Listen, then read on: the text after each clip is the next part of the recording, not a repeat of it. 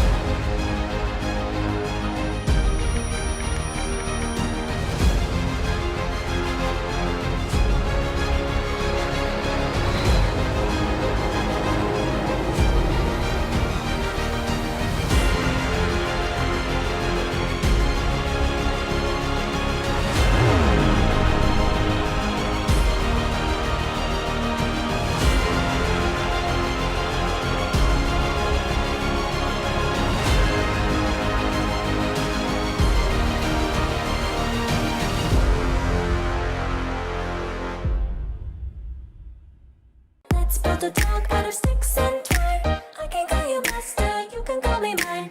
Wrap me in plastic and make me shine. We can make a doll house, follow your design.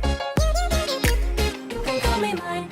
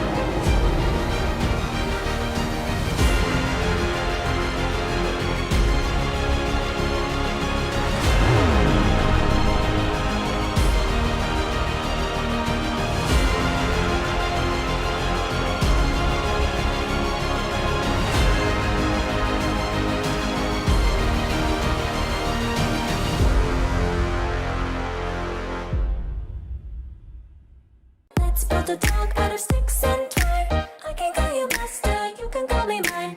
Wrap me in plastic and make me shine. We can make a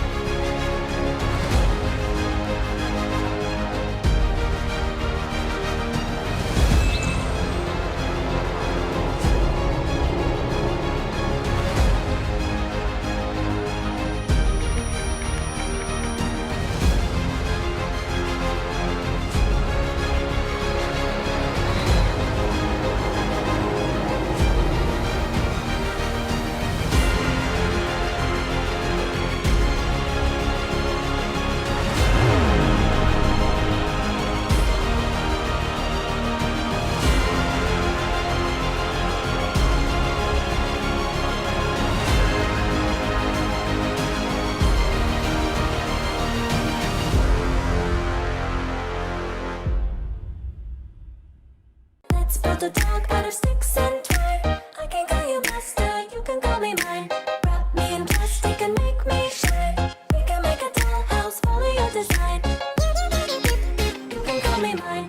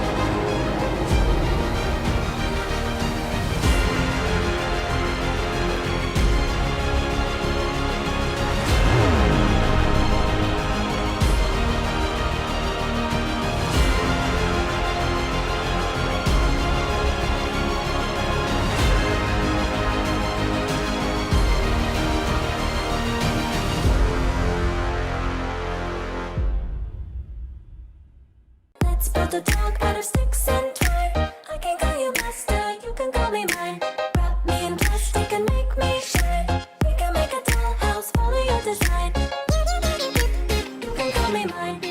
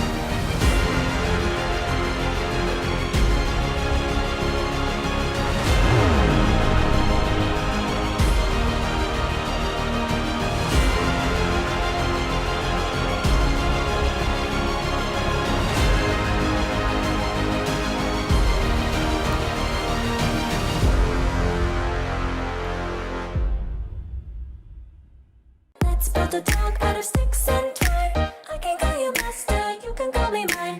Wrap me in plastic and make me shine. We can make a doll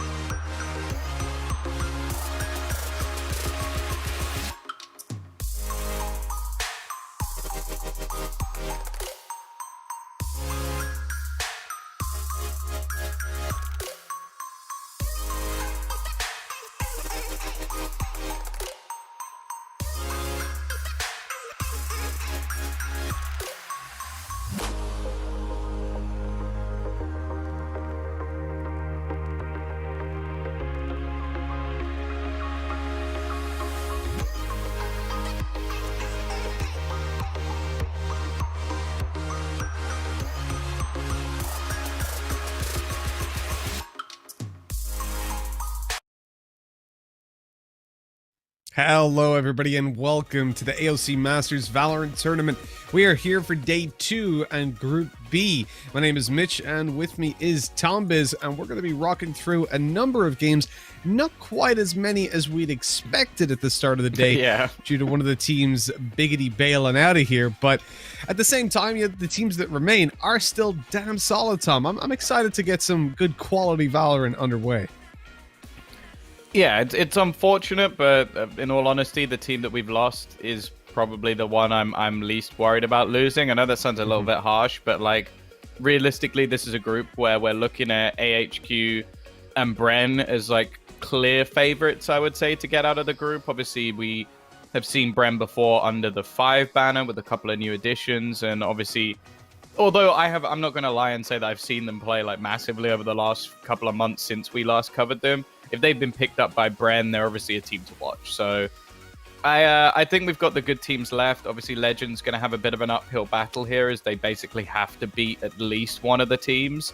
And even then, like it still comes into question of whether or not if they all beat each other, if it comes down to a tiebreaker. So it makes things a little bit more confusing. But ultimately, yeah, we've still got a pretty decent group. AHQ, I think, are the favorites, are the champions of the last tournament we casted at least. And other than, I think, maybe a tackle round, probably the favorites to take the whole thing. So, yeah, it'll be good to see them play. Obviously, maybe see a few changes to what has happened previously and hopefully get some pretty good games.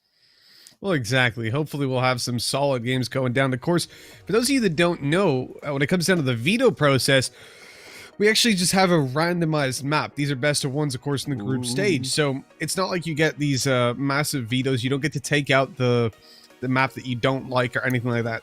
You really need to have a well-rounded approach to Valorant in general, and I think we've seen some interesting plays, I suppose, map to map by different teams, where like they will, for example, you can see they don't like Haven, but then they go on to another map and they're able to perform well. So you can get punished, and in a group that now only has 3 teams, this is where you need to win all your games if you want to make it through.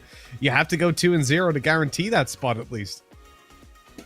Yeah, for sure. I think that realistically AHQ should be looking to do that, but yeah, it's not the easiest group in the world. In fact, I would say it's one of the tougher ones in terms of who comes out top.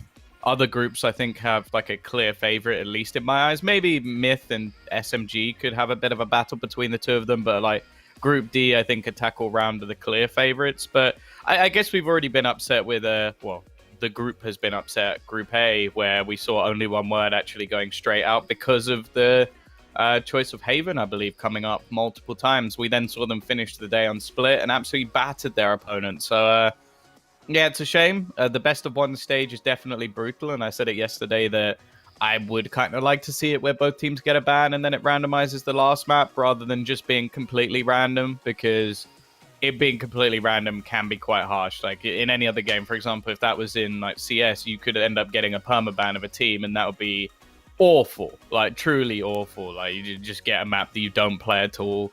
I'm just loving the idea of a team that doesn't play Vertigo getting Vertigo and just be like, well, that's me done for today. Yeah, but I can imagine. yeah, it's one of those situations where it's definitely not the ideal way to find out the maps, but it does make things exciting and make upsets even more likely, which in best of ones they're already fairly likely anyway. Exactly right. Look, there's 4 maps, so you can. I think it's not unreasonable to expect that you can play them all. I think we should take a look at the tournament brackets, the tournament information rather, how everything has panned out so far, what we're in right now, and what we're moving towards. So first, the national qualifiers: 2 teams from each region and 4 from Thailand, making it into the regional group phase through open qualifiers. Now, once they made it through there, that's where we're at right now. Group A has already played out Group B with only 3 teams, unfortunately, due to some unfortunate circumstances for them, not being able to field the lineup. Group C and Group D, obviously 4 teams as well. The top 2 from each will go on to play in the regional finals. And of course, that means 8 teams in total will be battling it out to try and claim their fair share of the prize pool that we've got on offer here. And not just prize pool, but also prizes, because there are some nifty little prizes that these teams can pick up, and I think in some cases, depending on where you're placing, it's actually worth more than the money, Tom. So this is like, there's a lot on the line, and so in this stage of the groups, you better be turning up in the BO1s. Yeah, for sure. And I think that we're quite lucky in the group that we currently have, that we're actually going to be looking at teams where, at least like in some iteration, we've seen every single one of these teams before. So like Legends were also playing last time at the Cyber Games Arena event. So yeah, it's cool. This is one of the groups where we should at least have a little bit of extra information. As said previously, what we're now looking at is Bren used to be 5s, and of course AHQ. I don't think they've really changed too much. In fact, I think they might have changed 1 player and brought in Sen Hoi. Oh, I can't even say that name. Sen Ho-chik, something like that. Difficult to say. But yeah, I'm looking forward to seeing if that's an upgrade or not. Obviously, AHQ, one of the teams, I think they're currently 11th in the whole of the region. So definitely the favorites. Going forward, we've already mentioned some of the teams we're looking forward to seeing. Team SMG, Myth as well, to see how some of the other teams in their group face. And honestly, Group G, other than Attack all around, we really don't know too much at all. Obviously, we got Team 600, who managed to qualify through, but they've always seemed to be second best to Team SMG in the other group, and we know that Attack all round, I think they're currently like 6th or something in the region. That's based off the spike, of course. So yeah, I think there's going to be some opportunities for teams to get out of that group at least. Like, who comes in second might be the argument, but I kind of thought that with him we mentioned, then only one word went out in third. So I guess maybe we should be in for some surprises. And unfortunately, of course, well, interestingly, it's the team that we struggled to say their name has been disqualified. Or not disqualified. They didn't pose a team, unfortunately. I think one of their players was ill, and they were unable to get a stand-in. Yeah, so on the upside, we don't have to say their name and embarrass ourselves any further, which is good. Taking a look at the matches coming up today, you can see, obviously, that a lot of these, you can see B.Win. That is that, obviously, Nongwaen will not be able to play. So, the other games that are remaining: Legends versus Bren, AHQ versus Bren, and AHQ versus Legends. It is going to be a 3-team round-robin format for this group. And so, it is going to be a little bit different to what we've seen in the past. Tiebreakers are definitely possible, and basically, in order to avoid them, we need a team to go 2-0. Yeah. That is... Look, it's AHQ that should be going 2-0. They are the team that are the giants of the region. They won the previous tournament, and okay, small lineup changes, and we'll get to the lineups a little bit later on when we see AHQ, but they are still the favorites coming into this group, and so I would expect them to be the ones closing it out. Now, they also have a little bit of an advantage, because they get to watch this first game, sit back, and maybe deduce something about the tendencies of Legends and Bren, and then face both of them. It's a nice advantage to have, especially with the little break between the games to really analyze it and break it down. I hope they spend that time wisely. Yeah, for sure. I will say that this is sort of the group that I look at and go, like, maybe this is Bren actually having the time to put in some work, because I imagine they will have known who they've been playing against for a little bit of time. AHQ, obviously, a team that's played an awful lot of matches, and Legends on the other side of things, also one that qualified for a fair few different tournaments. So realistically, there is a good opportunity here that we could see an upset or two because of teams actually putting in the work and taking the time to get themselves well prepared. So yeah, I'm excited for these matches. I think this is going to be one of the toughest groups, and I think especially with one of our teams getting removed, it's almost left it a little bit more up in the air, because it's even more so. If you get 2 wins, obviously you're through. If you get 1 win, you may even still, that might be enough, which in any of the other groups we wouldn't have really been talking about. So yeah, it's going to make things a lot more cutthroat, a lot more, well, sort of straight elimination. You lose the 2 matches, you have no chance, whereas in some of the other groups it was still possible to get through. And for Legends, hey, if they manage to beat Bren here in our first matchup, that could be enough. Because, like, realistically, I expect AHQ to win both matches. So if Legends can win this one, that might be enough for them to get through in second place. Well, there you go, right? So it is definitely going to be provided AHQ do manage to come through with that win. This will be the all-important game to decide which of these 2 teams takes second place. But of course, we've seen it before, and we've seen it from AHQ before in group stages. It doesn't always go according to plan. Even though they won the previous tournament, they didn't top the group. So this is where, you know, one of these teams could end up beating AHQ and set themselves up to top the group. Either way, we're going to be getting on to bind between these 2 teams, with Legends beginning on the defensive side and Bren on the attack. Now, I'm excited because we get to see agent selection. We get to see the thought process behind the how they're selecting, if they switch around, and I'm really, really a big fan of this feature. I did a show match there last night, in which, Tom, you'll know how excited I was. They played Viper on 2 out of 3 maps. Both teams had a Viper. It was fun. Not bad. I enjoyed it. I enjoyed it a lot. And then they didn't play her on Icebox, and I was like, what the hell's going on? Are we serious here?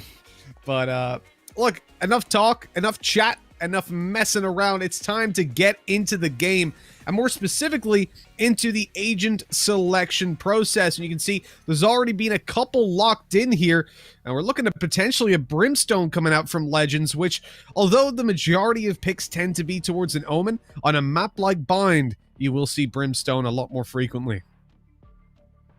Yeah, not really seeing anything too crazy out of the picks that we've got. Obviously, Jet still very common for most teams. We are seeing a lot of teams like starting to adapt away from Jet now, and on certain maps in particular.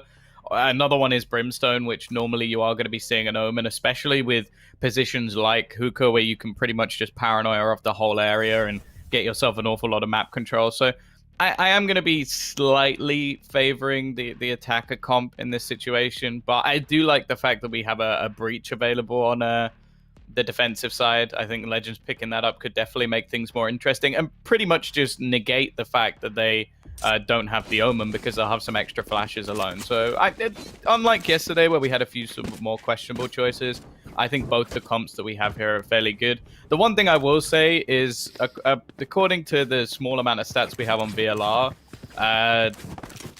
Legends have actually never won a game of Bind. It's only out of 2 losses, but that's not great. Whereas we have it's the most played map for Bren. So realistically, like, this is now more in favor of Bren just based off past statistics, but obviously that's always going to be the case with sort of Asian games in general. A lot of the time, a lot of the websites won't have all the stats available to them because their tournaments are much more local. So it's possible there's a lot of data missing from those results.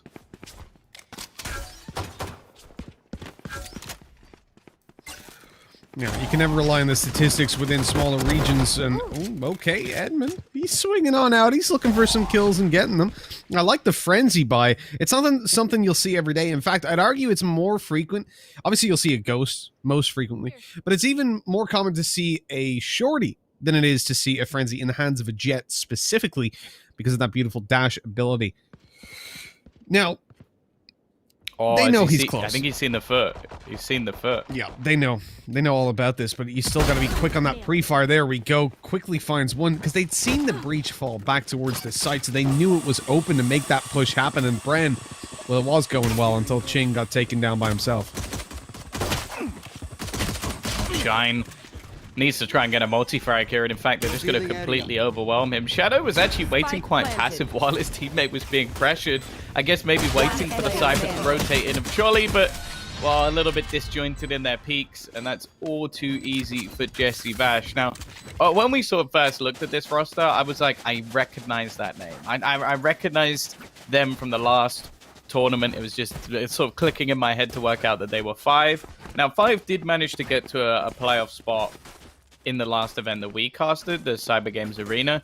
But they got eliminated by AHQ, and it was a 2-0. It wasn't a particularly close match. So I think for Bren, just making sure that they get through this match and win it, that'll probably be enough. And then they can have that battle facing off against AHQ. I'll be honest, I'll be very surprised if Legends actually do end up having themselves a victory. Big words, Tom. Big words from you. I mean, your prediction game wasn't on point yesterday. It was damn close. Well, yeah, close but no cigar. That's what they say. At the end of the day, the second place is the first loser, and I wouldn't know anything about that because I predicted perfectly every single time. So even down to the scoreline. What's your prediction for this game? Oh, it's already started. I forgot we're doing that the whole day. No, I wouldn't want to be. I wouldn't want to be unfair. The game's already started. That's not how I do things. I don't mind. I don't mind. Honestly. I do. Give us an exact score prediction. Listen, I'm not here to satisfy your prediction needs. I'm here. I have some integrity. So you're a coward. Whoa. Listen, I have integrity, Tom. God damn it, I'm not making coward? Score predictions when the game started. Okay. I'll do it before the game. Fine, coward. No problem. That's fine, no problem. Coward. It's okay. But yeah, look, I like the fact that we've got a Brimstone in play when it comes to this map. But what I genuinely want to see more, and I think Angel has really screwed the scene by by allowing me to do this, is I want to see Viper, man. Because I've been playing Viper in all my matchmaking games exactly how Angel did, and it's been a lot of fun. We haven't won the games, but that was not because of the Viper. Results-wise, it's not been great. But it's felt good, and that's all that it's about.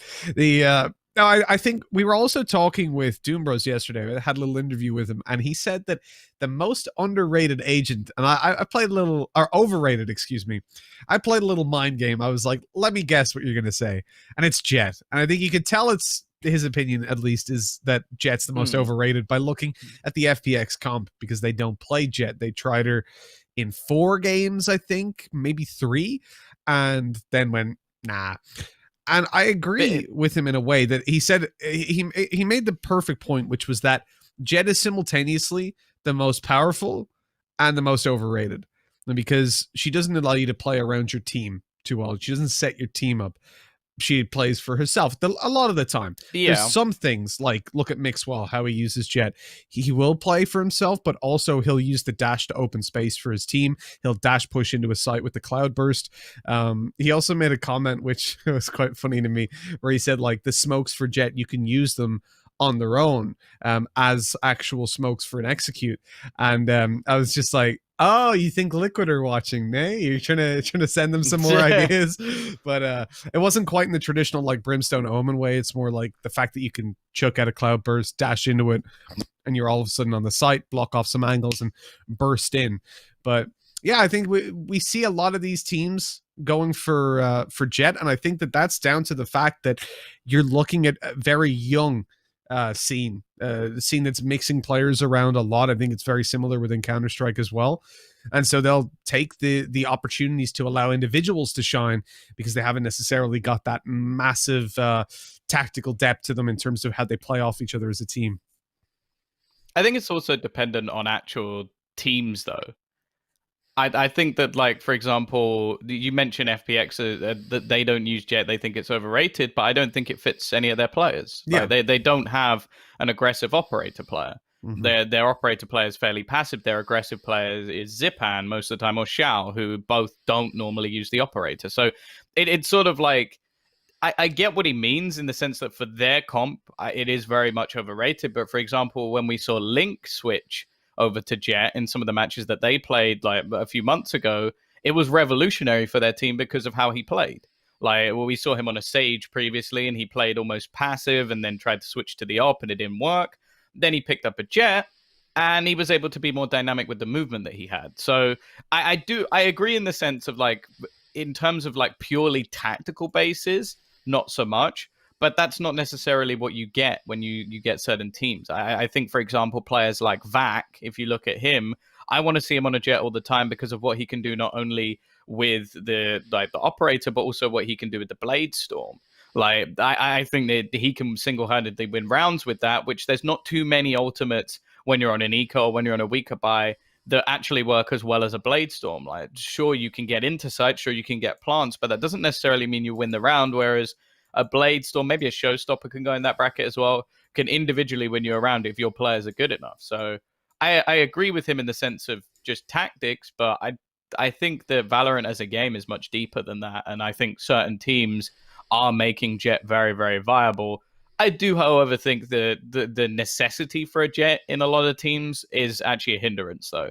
I think people are looking too much of, we need to have a Jet, when actually in a lot of cases you don't. It just depends on the players you have. That's exactly it, right? It's overrated, but it's also powerful, the most powerful at the same time. Like, it really is down to the team. Look, talking about teams, we have a little bit of a tech issue with one of the teams, so we're going to throw things over to a quick break, and we shall be back in just a little bit with the game hopefully going live.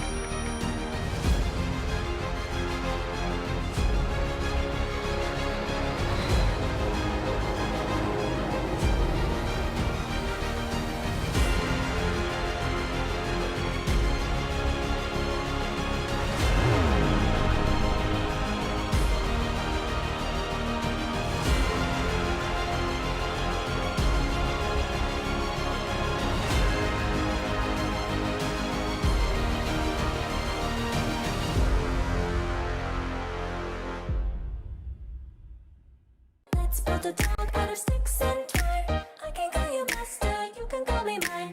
Wrap me in plastic and make me shine. We can make a dollhouse, follow your design. You can call me mine.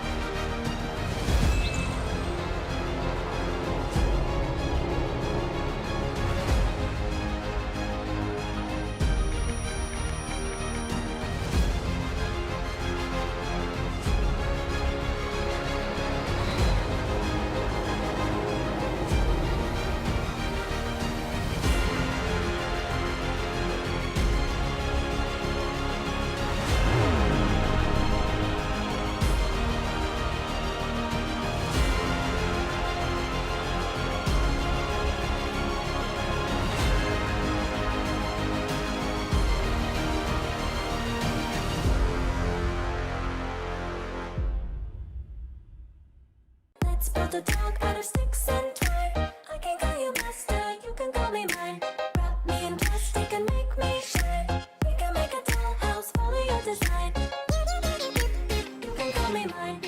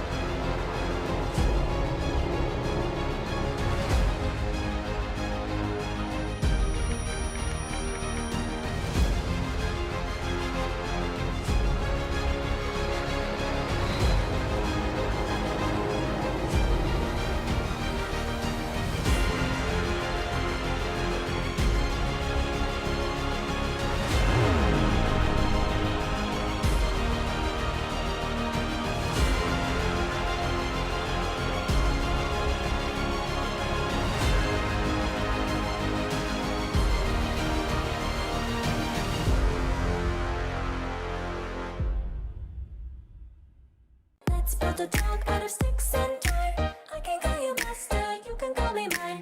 Wrap me in plastic and make me shine. We can make a dollhouse, follow your design. You can call me mine.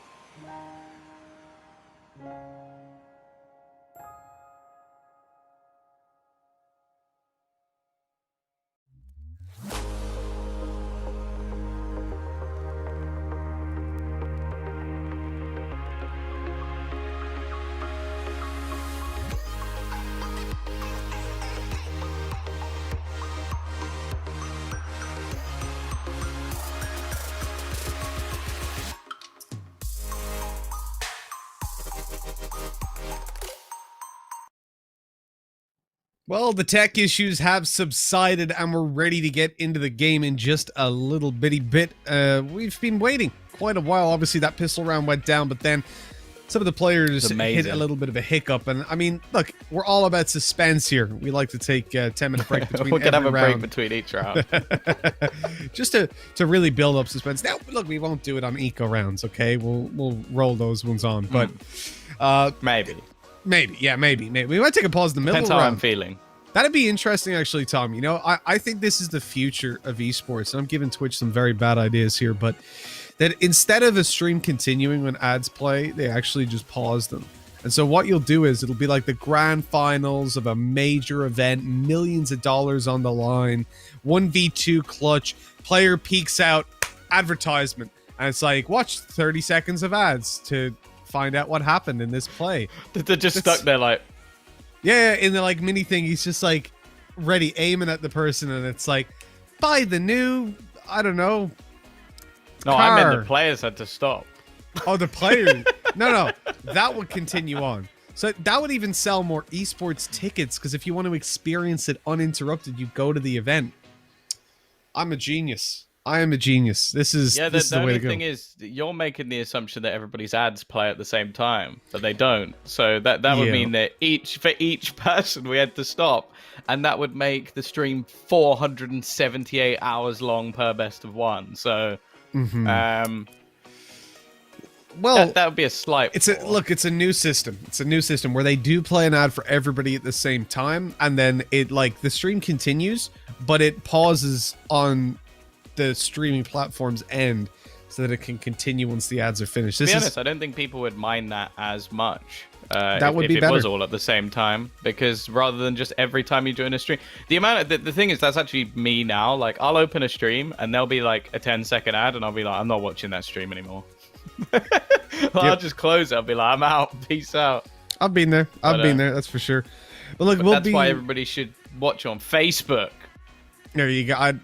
Are there ads there, Tom?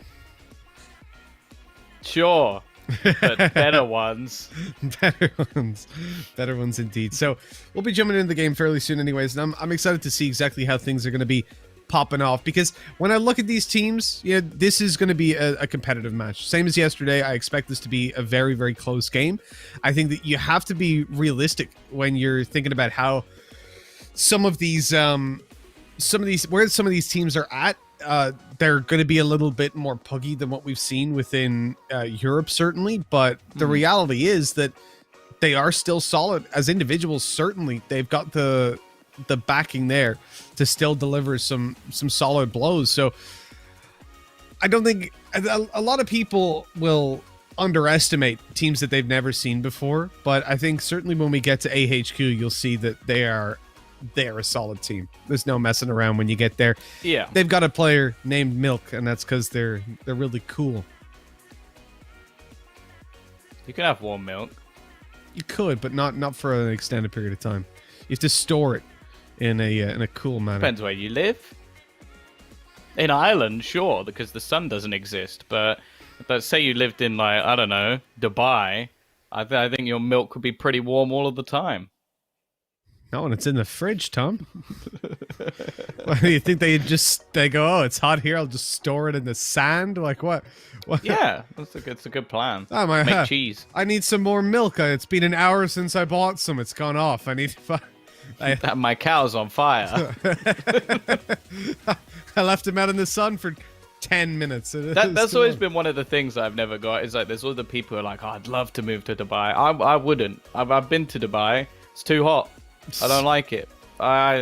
Even sometimes I live in Kiev. Sometimes that's too hot. Like when it gets to like the higher temperatures, I'm like, nah, too much. I actually like the weather in England, which is probably the first person in the universe to ever say that, because it's just mellow. Yeah. The most it ever gets to is 30 degrees. It doesn't get that cold. Like in Ukraine, I've been in like minus 17 degrees with wind. And I was just like, yeah, no, this is what we call a not go outside day, which is a lot of my days, to be fair, but that's not the point. Nonetheless, we've got our schedule back up, which, well, if you remove game 1, 3, and 5 is accurate as how the schedule's going to go today, although I believe everything has been shifted forward, sort of, because obviously we are a little bit delayed due to connection tech issues that are currently going on. I'm hoping those will be sorted quickly. I'm interested to know how things will actually go, because this is something I more don't know. So I'm going to query Mitch, which is always a risky topic. But what happens if they actually timed out of the game? Does the game just stay paused? Like, does it have to be remade?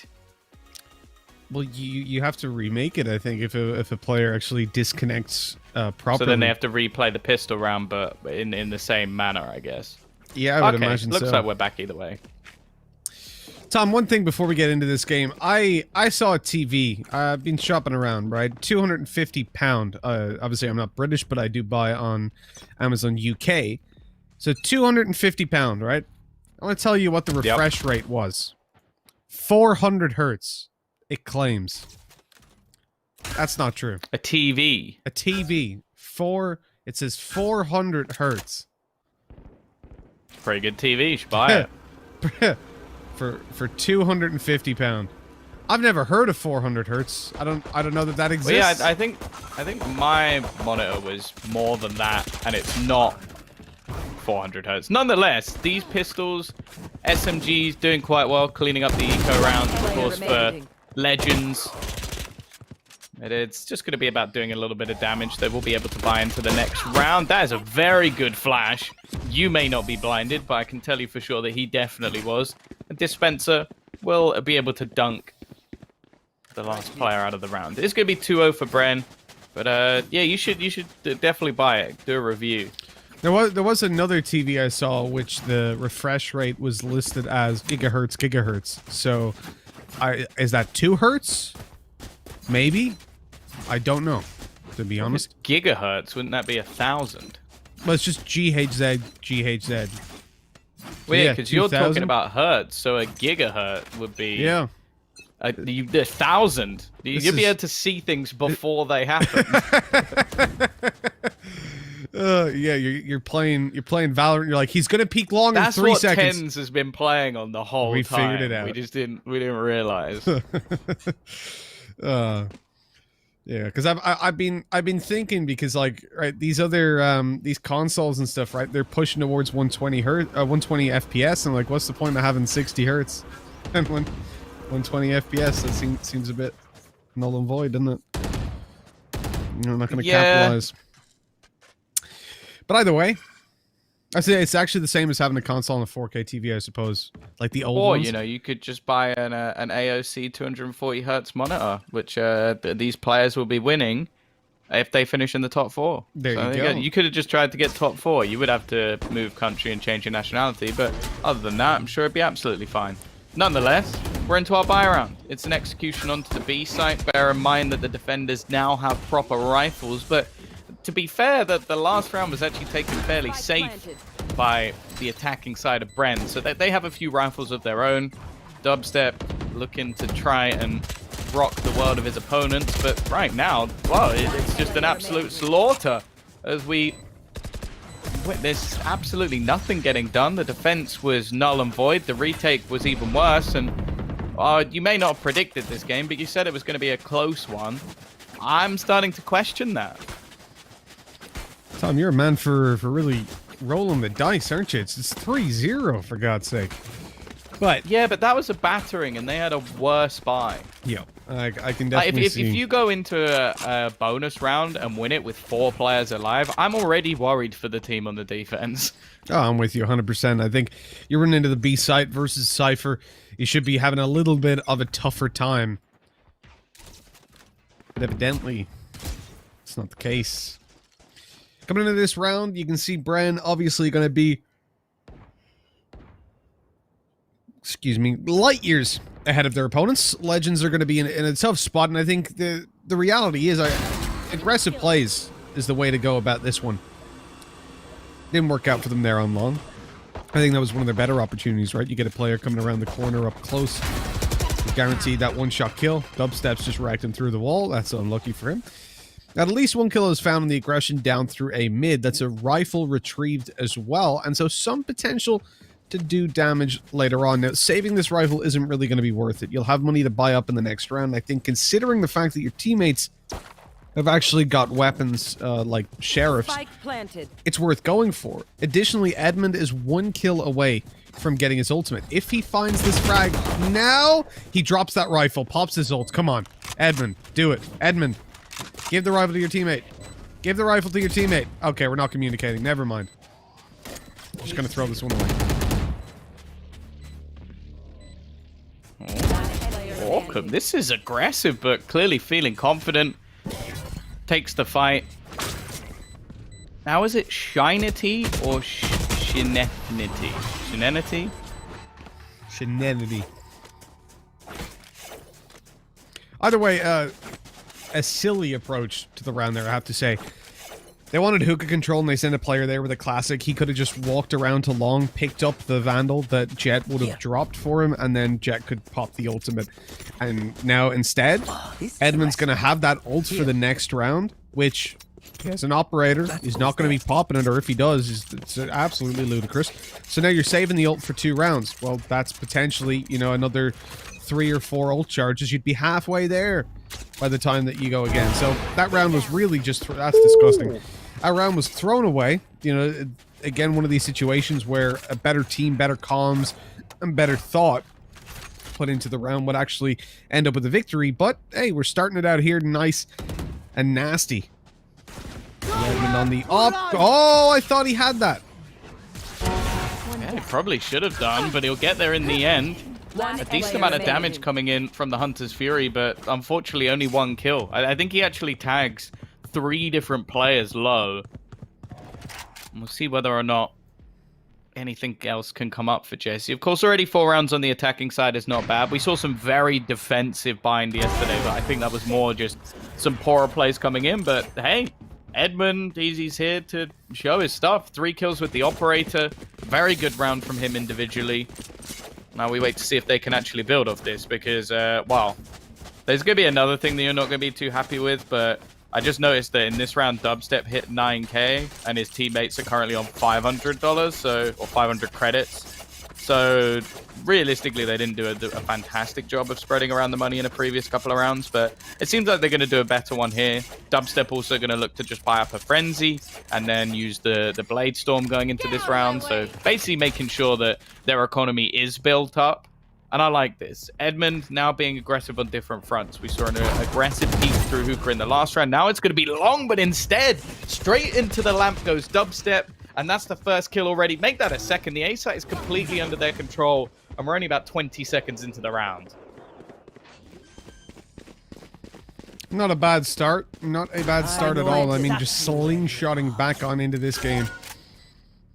Now, we're looking towards the retake for Legends. And do they want to go for this? It certainly looks like it. But with the time left with the ult pop for Jet as well, I don't want to get involved in this. Whoa! Dubstep's missed. But the trade was there. His teammate coming in from above, taking the frag. And now, Legends going for a save with just 1 player. It is that operator left. Nice shot. Predicting Dubstep's position, but he gets short-sighted, or near-sighted, I should say. Hopping around, missing the shot. Classic out for another kill. But it's just not enough. 5-1 as Bren claim another round and steal all the weapons away from their opponents. Yeah, I'll be honest. Like, I think all we've really seen so far is a couple of good shots come out from Edmund. The rest of the team, well, this is a bad joke, but they look null. Like, it has been such simplistic plays that have actually been able to win the rounds for Bren. Like, that round was just a rush. They just ran in towards lamps. Like, there was nothing to delay them, nothing to stop them.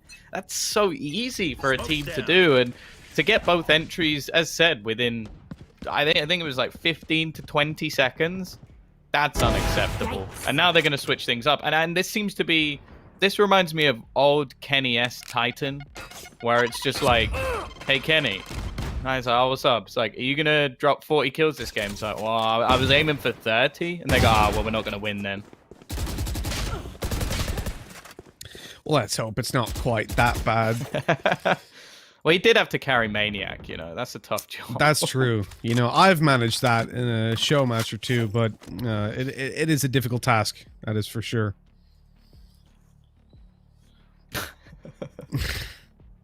I'm sure he's watching the Facebook stream. No worries. He's coming after me. Yeah, like 5-1. Bren, man disadvantage, and all the ultimates against them. They have got 2 players towards the A site. At least something working for them. The operator hanging off an angle up in heaven, looking down towards the bathroom, where those players are about to come walking out. 30 seconds they need to be left. quick. Dubstep probably wants to go for the dash, but actually Edmund gets distracted just in time as they slow peek. That would have been a free kill, so he doesn't get anything. Null falls. And this round should be disappearing as Shinity tries to pull it back. There's the old pop. There we go. 1 kill. Looking for a little bit more. It's now doable. And indeed, it's done. Okay, so Edmund's really good. That's what I've learned so far today. Like, Edmund is killing it. Like, even just the slick headshot that came out there. with the knives. That's another 3k. So they're pretty much the rounds that they've won have been off the back of him getting a 3k each time. And normally it's in quite an aggressive stance as well, like starting off the rounds for his team. They have 2 players that are yet to get a single kill, which is a pretty big worry, especially with your Sova more so, because normally your Sova is your initiator. It's the person trying to find you information and then get some openers for your squad. Sure, a lot of the time that Thunder is stolen by Jet, but if you're going in 0 and 5, that is not what you're looking for. Cypher, a little bit more forgivable, but at the same time, it's not like we haven't just seen these faster pushes into either of the site coming out from Bren, so that's really where you need your Cypher as some stopping power. So I can forgive a Cypher a little bit more for not having that fragging capability, but at the same time, if he keeps it up, they're probably stuffed.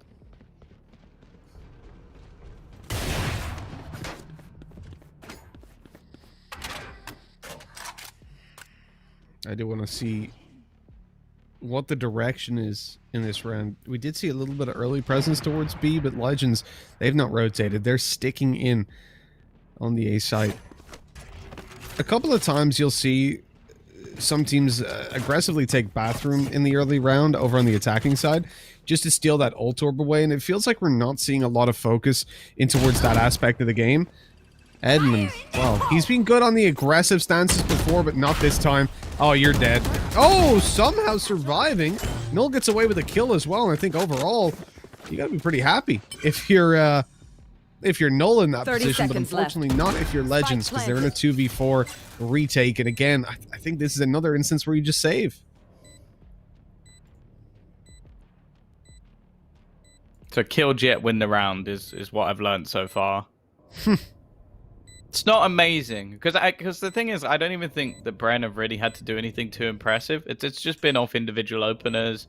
After plant positions have been sturdy. They're not over-facing, which is something that we saw quite a lot yesterday. Like, they're just playing the crossfires, making sure they win the rounds, which, although it's not something I'm necessarily going to harp on about, it's good to see, because some of the teams we saw yesterday definitely didn't have this in their locker.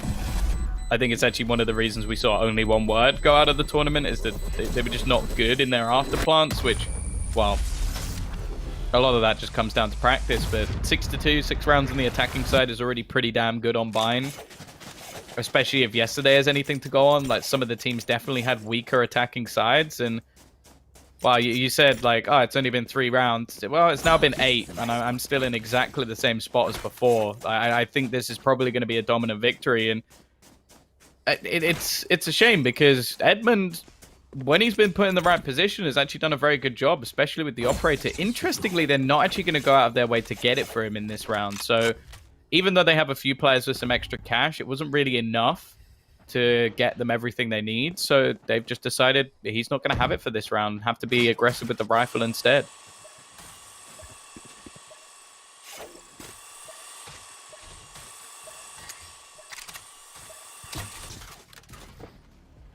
Doesn't look like they'll be taking Jet down in the early stages of this round, Tom.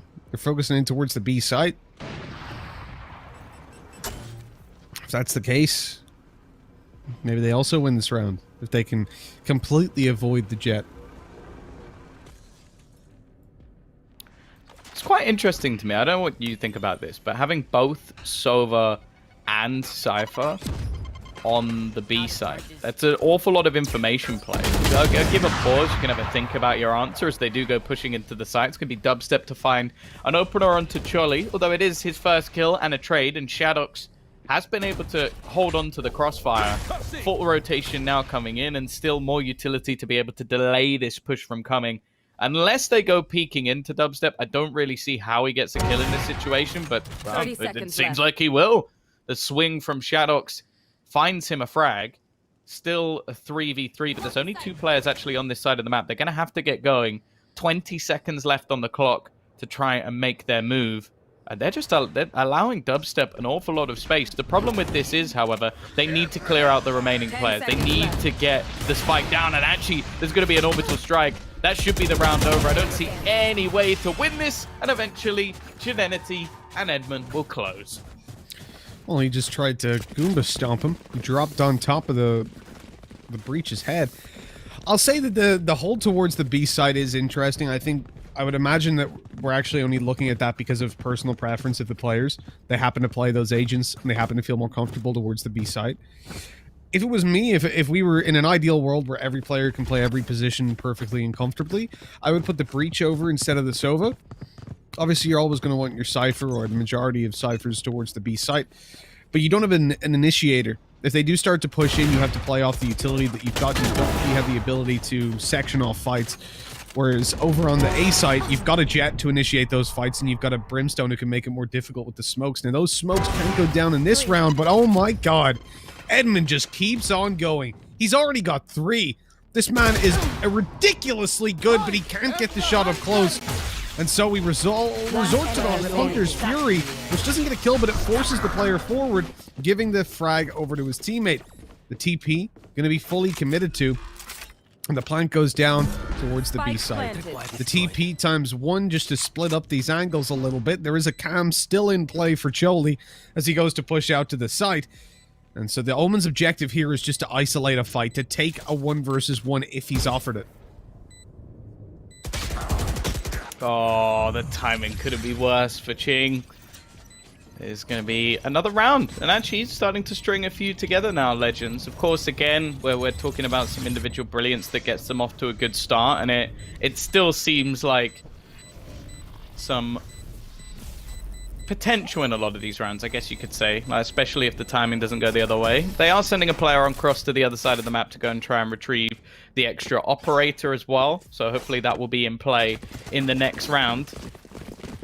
Give Edmund something to utilize, and he's 15-7 at the moment, top fragger by quite a margin.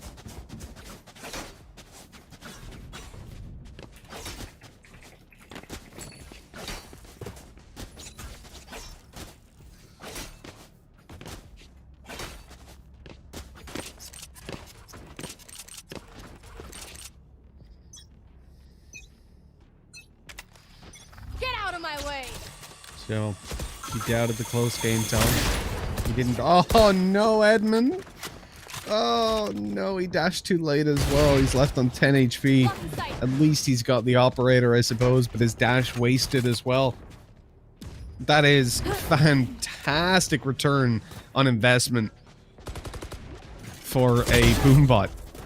And Dubstep, well, he's gotten a little bit more done, although he goes down in the end. That 1-for-1 trade on the attacking side always going to be worthwhile, and especially when you've already dealt so much damage to the Jet.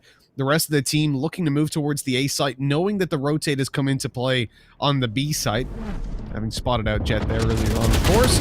Nice paranoia. It catches a teammate, but they trade out only for 1. Null just swings on in to close this round out, and he's managed to sneak his way into the corner of Lamps, putting 6-5 on the scoreboard and leaving Legends right on the heels of Bren. Yeah, we've started to see a couple of players step up as well, which is good. Nice round from Null, especially the reposition towards the end, but yeah, 6-5. I do worry a little bit for their attacking side. I'm going to wait until I hold too much judgment. I still think they're going to need Edmund to play pretty well, but the thing is, on the attacking side, operator play is always much more difficult, so we need to see more from him with the rifle. Seems like he's going to be using everything here, though. Blade Storm, got a cheeky little Sheriff in play as well, and now throwing in the operator. You can see the Hunter's Fury used, and actually clears out Noah, playing the same position again, and Dubstep gets so far forward. Edmund not expecting them to be there, and again, it's this change of pace, this faster play towards the A side, which has caught out this roster multiple times now, Mitch.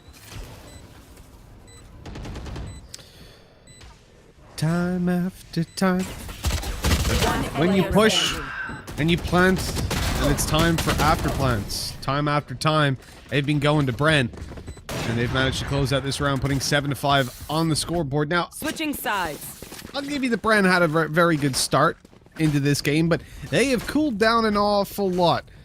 And for Legends, I think they've now got a great opportunity considering their composition. You know, they're up against what is a decent one for Bren. It's not like there's any massive flaws to go down with it, but for Legends, this is a very fast, a very blitzy comp. And when you've got Edmund, when you've got Shinity delivering as they are, this is where serious damage can be done. The only caveats I would give is that Edmund, He's been opping. Now he's shown he's capable of aggressive opping, but it will be that little bit more difficult on the attacking side. They have to seize map control first. That's where Shinity comes in to open up space for them, but he's also the player that's delivering the most when it comes to the rifling department, and now he has to take a back foot a little bit and help one of his teammates find that opening engagement. Now, when you look towards the bottom of the scoreboard for Legends, there are some serious problems. I think Cypher has 2 kills in that first half, and they went B quite a lot. Well, Edmund looking to lead the charge once again, but he has been tagged up. A risky play from Jesse. Unfortunately, he's not going to get anything done. Borkum will at least be able to trade one back. They know that there's a player in this corner, and Shenanity eventually will close him out, but there's a few low players. A good opportunity here for Borkum, but he's going to have to do everything all on his lonesome. Spotting out the frenzy at range, probably not ideal, and I don't know why you'd peek that. That's such a risk for Shenanity. Now an opportunity for Borkum to bring this back and potentially get onto his 4th kill. Gonna tap the defusal, in fact, just try and stick it through to the halfway point, and actually hits the tag with the cam. So much information available to him now. He knows exactly where the last man is, but he can't quite beat out Edmund. A really nice try from Borkum, but ultimately the pistol goes the way of the Legends. And that's exactly what they needed, Tom. They needed that pistol round to keep themselves alive in the game. At least keep themselves hot on Bren's heels. Now this should be a free round coming into the second. You're up against the defensive side eco, and this is where things can be dangerous, especially when it comes down to pushing into areas like hookah. And it's the one place that I always advise people not to push on a round like this, because you will face shorties. Often 2 of them are in a crossfire. And it's actually more of an aggressive stance from them. A TP as well comes through to seize mid control from Bren, and you can see why it could have been a little bit of a disaster had they have focused around hookah control. Now that has been cleared, they will move back towards the A site, and Legends are being boxed in a little bit. They do need to be careful. That flank on its way from the Omen is really what I'm focused on in this round. If Omen manages to do some damage, take a kill or 2, catches 1 off guard, going for the planter as well. He got damage in, and this is now possible for Bren to recover. Dispenser being offered close range fights, but in the end, he's got a 1 versus 2 to win. Oh, this opponent's going for a reload. He manages to pick up a weapon. This is still doable. It's still workable, and even more so now in the 1v1. Nade through to the back of the site. It doesn't land in the right position, though. It doesn't bounce properly, but he still gets it done. Dispenser with a 3k, and what is basically a full eco gets won out by Bren. That's ridiculous, Tom.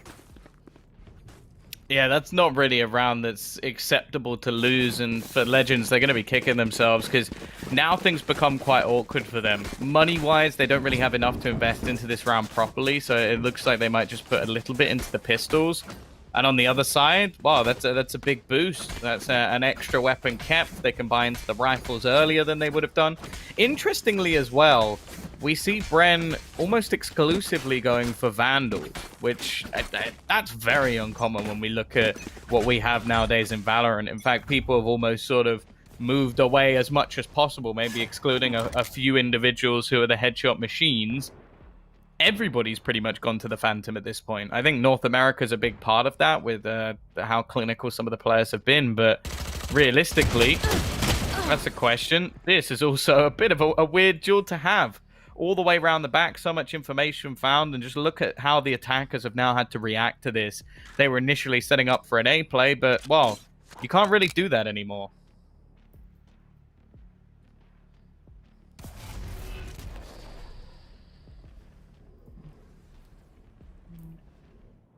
They're still going to go straight in for that A blitz.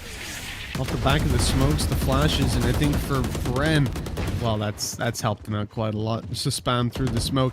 Jesse making the right call to back off. Shock dart through with a single bounce, does damage. He even gets a double kill afterwards. The Shinity, he's not long for this world. He was even out of ammo in the classic. Hell of a shock dart. I like that. You know, so many players will go, oh, I'm versus pistols, let me just swing and get some free kills. But instead, he backs off. Single shock dart, second one, runs away. Like, he's creating space so that at least his teammates can trade him and he doesn't give a free rifle away. And that's exactly what you want to see in those situations.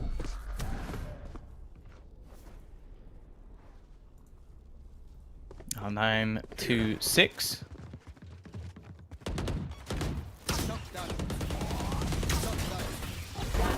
Cheeky little replay. That is filth. That is absolute filth. But again, we're going to see these slower default rounds coming out from Legends. They do have a proper buy into this round. And if I'm being brutally honest, I think this is where they have to break back. Otherwise, we could start to see this one slip a little bit out of their control. We've seen some pretty poor attacking sides thus far in the tournament. On Bind especially. I think that was the map where we saw a 9-3 and then a 10-1 back in the other direction. I'm hoping that's not going to be a running theme, because that probably means that Legends are screwed at this point and we just haven't realized yet. But nonetheless, they do have players that I feel like could be good at opening up sites. Specifically, Edmund's been doing quite well. Dispenser already, though, a very aggressive angle. In fact, I don't like this angle at all. Like, they're so risky if they were to peek him, but he does have the ability to back off after it's checked by the outro. And it seems like they're going to go back for more, though. Dubstep just goes peeking in. The showstopper's been popped, and they're going to run towards it. That's not the normal play, and Dubstep, while blind, manages to close out the round. Left. It's only going to be one man left.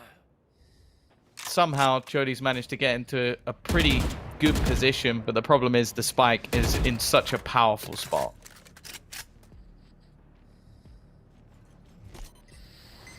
It should be next to impossible, really. 10 seconds left. I think definitely at this point, unless they all run out and take that fight real quick. Saving the weapon, not really ideal. Oh, what is he doing? Tom, why is he sticking around here? Why is he still peeking? He's getting no money. If he dies now, he's screwed completely. I do not understand. I'm more confused as why they pushed a showstopper. I don't think I've ever seen anyone do that before. That's mental. Like, he pops it and they're like, yeah, go on then, I'll have you. You want some? I'll give it, yeah. What? Yeah, look, I can see it in a way, like sometimes you want to get in and kill the Raze straight away. That's something we see from teams, but not really the time. Like, you do it as soon as they pop it, you try to push in and kill them. You wait till it's, fully engaged, it's ready to fire, you're gonna die. Like, maybe you kill her, but unless her reactions are very, very slow, you're dead.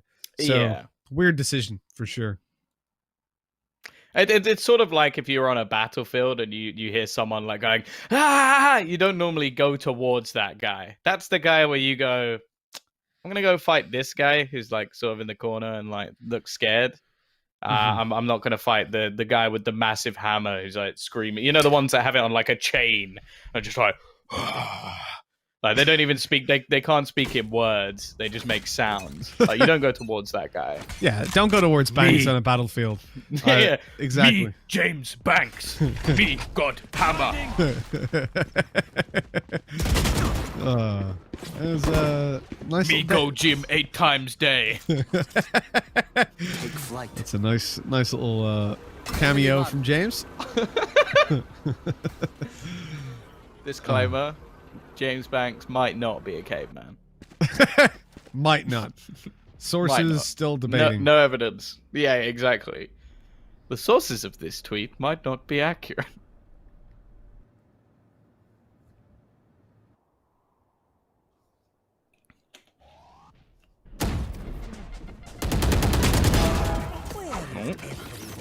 Welcome. An aggressive play already catches off one, and now they're sort of sectioned off. This is a problem. They're going to be pushing into what is a pincer. They should know there's another play here. Nice shot from Null. We've seen a few of them come out from him now. The aggressive Brimstone. We don't get too many of those, especially now that Angel has decided to switch over. They got themselves into an after-plant position, and look at the ultimates, Mitch. If they lose this round with an Orbital Strike and a Hunter's Fury, we can just call this GG. Pretty much, yeah. It would have to be Jet coming through with a massive frag, like double frag. No, it's over. There's literally no way with a Hunter's Fury. You cannot physically lose this round. You cannot physically lose this round. Please do not lose this round. One player remaining. Oh my god, Oh are they my gonna lose God. this? No way. He's got it. No He's way. got it. What? Oh my god. Oh my god. Why would you waste your third Hunter's Fury that quickly when you've seen his move? Oh.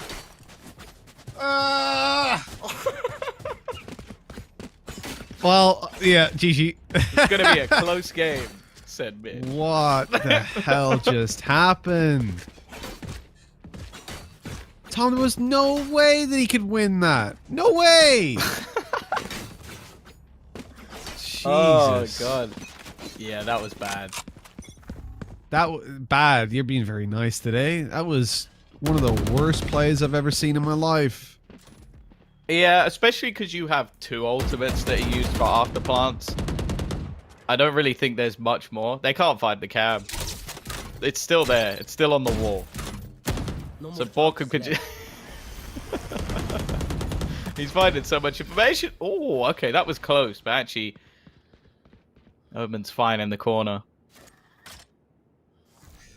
Gonna have the cage being thrown out. In the meantime, the rest of the team... This seems to be the way that they like to split the sites, where it's basically just one player goes one way, and then the other 4 go the other way.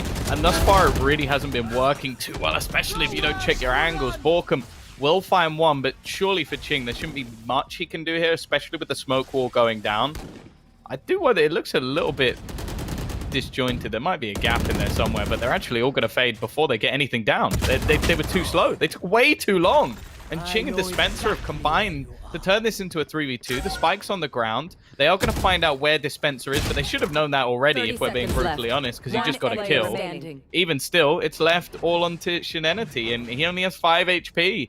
20-odd seconds to try and get this through. Needs to try and get the spike. He's going to try the rotation, but look at the defense. They're already on the way. They had this idea, and the dash is actually going to get them here first. This is perfect from Dubstep. And that's another round where you just have to look at the side of Legends and go, you know what, that was just unacceptable. Yeah. Yep. It seems like just again and again, we're going to see this one coming through, and you have to be really devastated right now if you're sitting in the position of Legends. Every single position it feels like, or every single time it feels like, you know, they're getting themselves off to a good start, they just get smacked back out of these rounds. It's hard to keep spirits high in these moments. 6 rounds in a row needed for the Legends side, and that is looking very unlikely to come through at this point. Looking for a faster A play at the very beginning of the round. Cypher going, and what, he's walking out on the site. Jolie, what's happening here? Are you mental? Tom, why did he do that? I would argue he was selling a fake, but for the fact that his teammates were on mid and shift walking through to the B side, that was... He must be blind and deaf. That was a desperation. That was a desperation play. He's not had a good game. I think that's evident. I think they know this is one that they need to win. And at the moment, they're just handing easy jewels. Like we saw some of the shots that were hit in the first half by Edmund. He had to actually put himself in a really good position to get those kills. Instead, in these cases, it's just holding angles. Like there's not been anything that Bren have had to do that's been too impressive. I said at the beginning, I don't think we're going to see Legends win a map. I also said at the beginning of this map, I didn't think it was going to be close. Now, some of the rounds have been close. The actual game itself hasn't been. And this is what I meant about like what we were going to see from their attacking side. The answer, Mitch, was absolutely nothing. They won themselves the pistol round, and that was it. Yeah, that's less than ideal, Tom, I will say. I think from Legends, they did well towards the end of the first half, and I thought that was going to be them keeping it in a nice close scoreline. But as you can see, that is not the case. Bren have come through with very clean Valorant when it came down to their defensive side. They shut them out completely and won out some clutches that I do not think I could have believed less in. How they've managed to do that is beyond me. And so there is a chance that they could actually do some damage versus AHQ for sure. Yeah, I think the way I'm looking at this more, though, is like the winner of that game is the top of the group. Like, if AHQ now go on to lose to Legends, I will wonder what happened to the team that we saw previously. Because as I said, the last time we saw them at the Cyber Games Arena, they took home, what, $13,000? They were the champions of the whole event. They beat Attack All Around. They were very, very good. They were a solid team. So if they now go on and lose to Legends, who I'll be honest, I'm not impressed with at all. Like they made some errors that, as we said, were some of the worst errors we've ever seen. That they had some okay individual players, but I think we could say that for every single team in this tournament. Like you've got teams like SMG who have some incredible players, but maybe not necessarily have the synergy.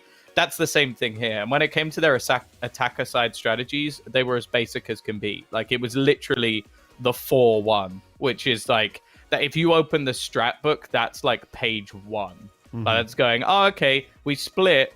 4 of us go one way and just try and trade, and the other guy just tries to lurk, except for some reason in their mind, the lurker went first, which was really peculiar, because they're not cutting off rotations. It was almost just like a suicide pact of just like, I'm going to run in and instantly die. They're just going to go, okay, that was the fake. And then they're just going to go wherever the other players are. It was so scripted. And you could see all the rotations that were coming in were fantastic. I believe we're going to have some of the stats coming up. I think they're going to be relatively one-sided, maybe with a few surprises up there. But yeah, Edmund played well. We saw a few fraggers, but the problem is, again, I mentioned it, that if your initiators at the bottom of the board, that's a problem. If your Cypher doesn't get anything done, that's also a problem. So yeah, it was fairly set in stone from that point onwards. Yeah, I think realistically, with Dubstep up there on 21 kills, we saw Edmund deliver a lot. But it was when he swapped to that attacking side that he just couldn't quite keep up the pace. And we expected that. We really did. Shy Nitty as well. You know, he's in a supportive role, stepping onto the attacking side. He's not going to be the first man in. So we needed someone who was going to be able to take those entries. And as you could see, down towards that B-hold, Choli, Shadox, they didn't really get anything done. Now, they were pushed multiple times. We questioned the setup in terms of a Cypher Sova B-hold in the first place. Then the fact that you're not delivering in terms of the fragging department either, I think it basically speaks to the fact that that is maybe not the best of setups to roll with. Yeah, for sure. Well, we are going to look at our MVP, not only the entry fragger, also the star operator player, and also the guy with the highest average combat score. So well played from Dubstep. Definitely wasn't like the flashiest of operator players, especially with what we saw in the second half. A lot of it was just holding angles. We did see some more aggression when it came to his rifling, which I think is always a good sign. I don't think you can be a jet and play solely operator. Like even some of the players, where the second they go into the attack, normally seem to drop it. It's not as viable anymore. So I'm glad to see him performing well. I think overall it seemed like they had a pretty decent team. So I'm looking forward to seeing that Bren matchup.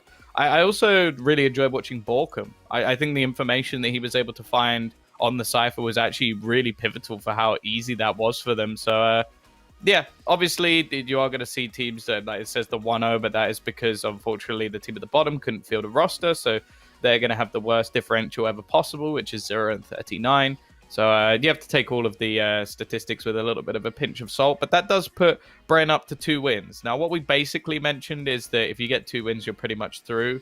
Legends would now have to beat AHQ, which I'm going to say is doubtful. But if they do manage to do it, that will make this group very interesting, because then, of course, we could have a 3-way tie. So plenty more to come, for sure. But I do think that we're probably going to have these 2 teams at the top. It just depends who's actually going to come out in first.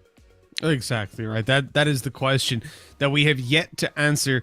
Which of these teams walks out with the technical 3-0, if any? And I think AHQ, there are favorites coming into today, and the next game is going to be the one that decides whether or not they can actually top this group out, or if we're going to have a repeat of last time with them going second. Because in my mind, there is no way that Legends end up beating AHQ.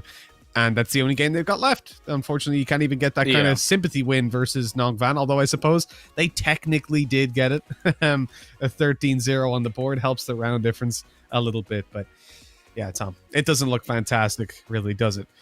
I think for poor old Legends. Maybe it's a map, though. Maybe they just didn't feel comfortable on blind. You know, you never know.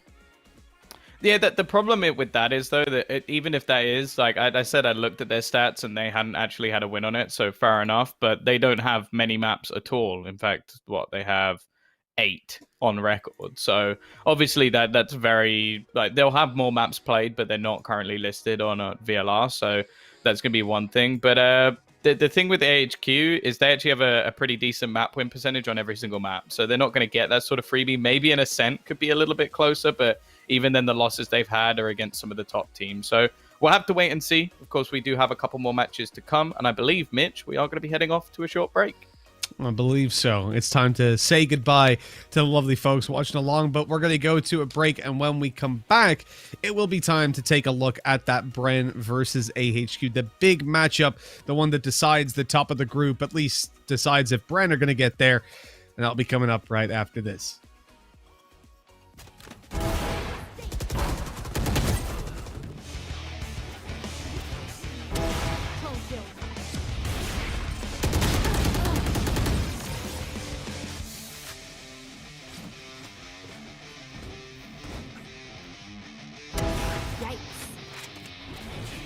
Player remaining.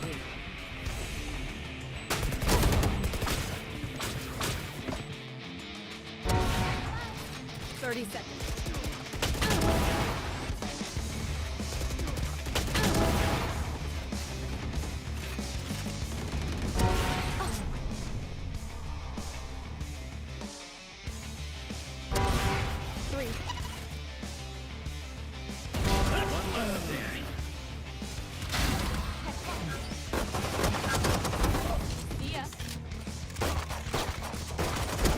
Spike planted. Spike planted.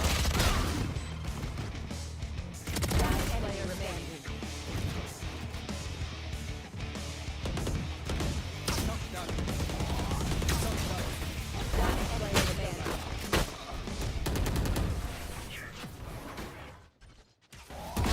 Player remaining.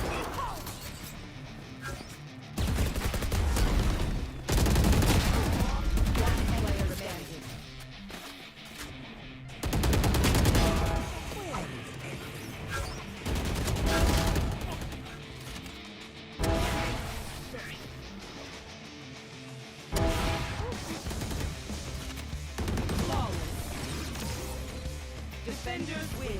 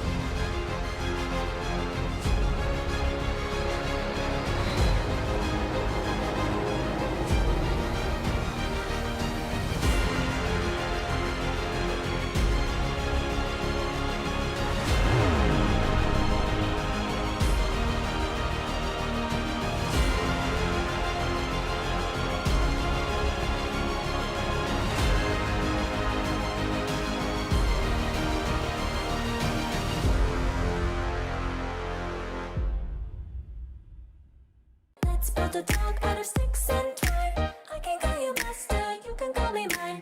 Wrap me in plastic and make me shine. We can make a tall house, follow your design. You can call me mine.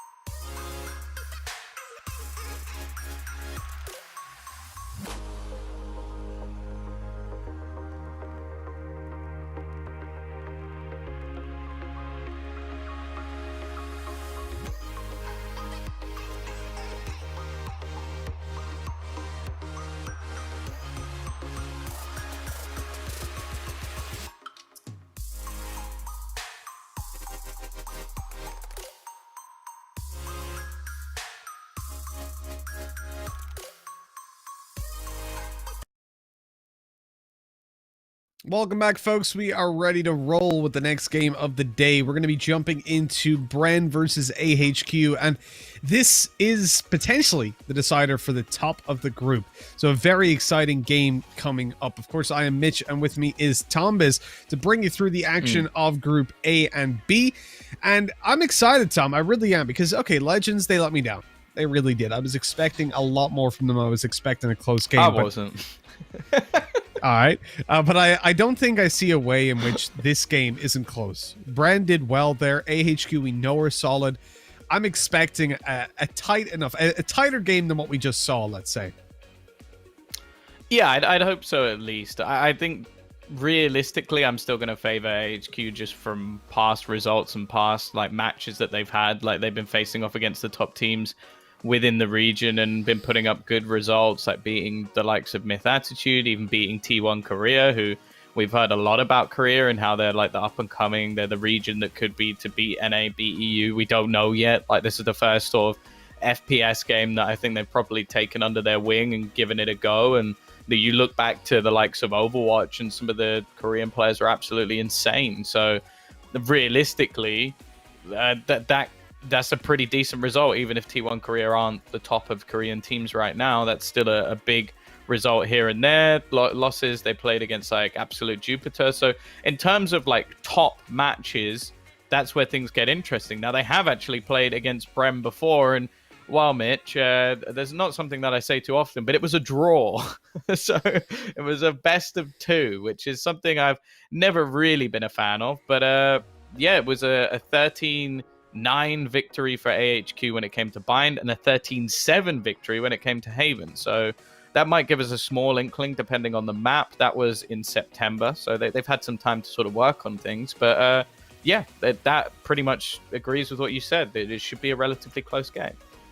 Well, there you go. A relatively close game. Tom agrees. He's been cursing them in the Legends game, at least. Didn't allow it to be close, Tom. To be fair, like the last, 4 maps now that we've casted have been 13-6, 13-7, 13-7, 13-7. So I don't think that my predictions of them being stomps is really that crazy when it's happened so many times. Ludicrous. Absolutely ludicrous, Tom.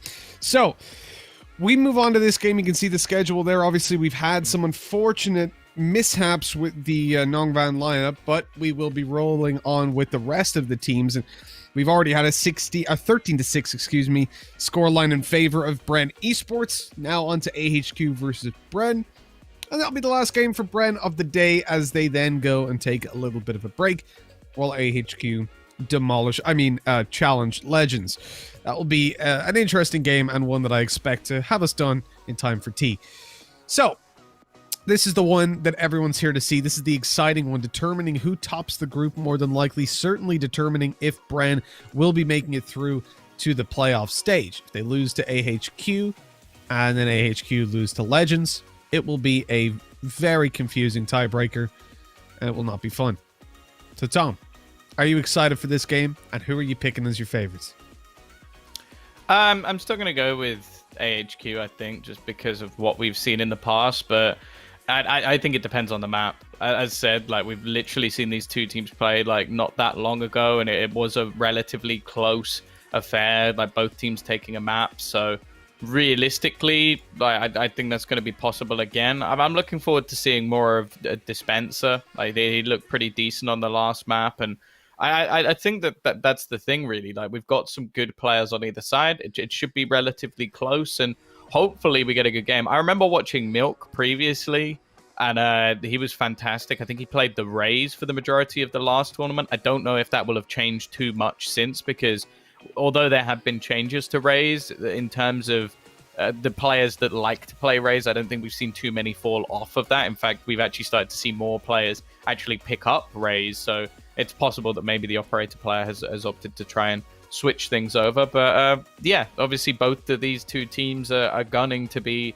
at least within the playoffs, and more importantly, to try and win the whole event. I think for either of them, I don't think Bren would have entered into the Southeast Asian scene if they didn't believe that this roster was going to be able to win tournaments, especially with that respective region, because we know in other games like Counter-Strike, for example, they're looking to try and win versus even the Chinese, the Koreans, whatever it may be. So I expect big things from this roster. They looked very good in the last map. They've got close versus AHQ, but it's going to be Ascent, and we didn't see either of these two teams play this versus each other last time.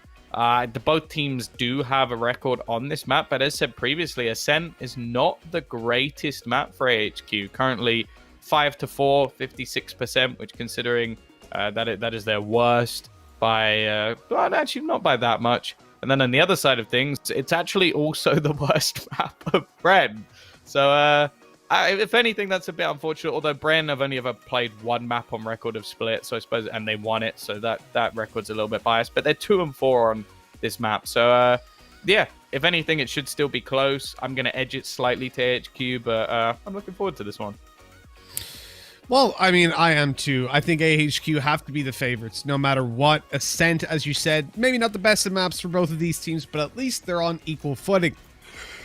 Now, it's time to get into the game, and time to more specifically get into the vetoes, or agent selection, which you're seeing coming up on your screens as we speak. Now, Omens seem to take preference when it comes down to Ascent. You can see that is being followed through on. Jets both in play. And you do have a selection over towards the AHQ side of a Breach. Meanwhile, we're swapping out for Arena on the attackers. Interesting.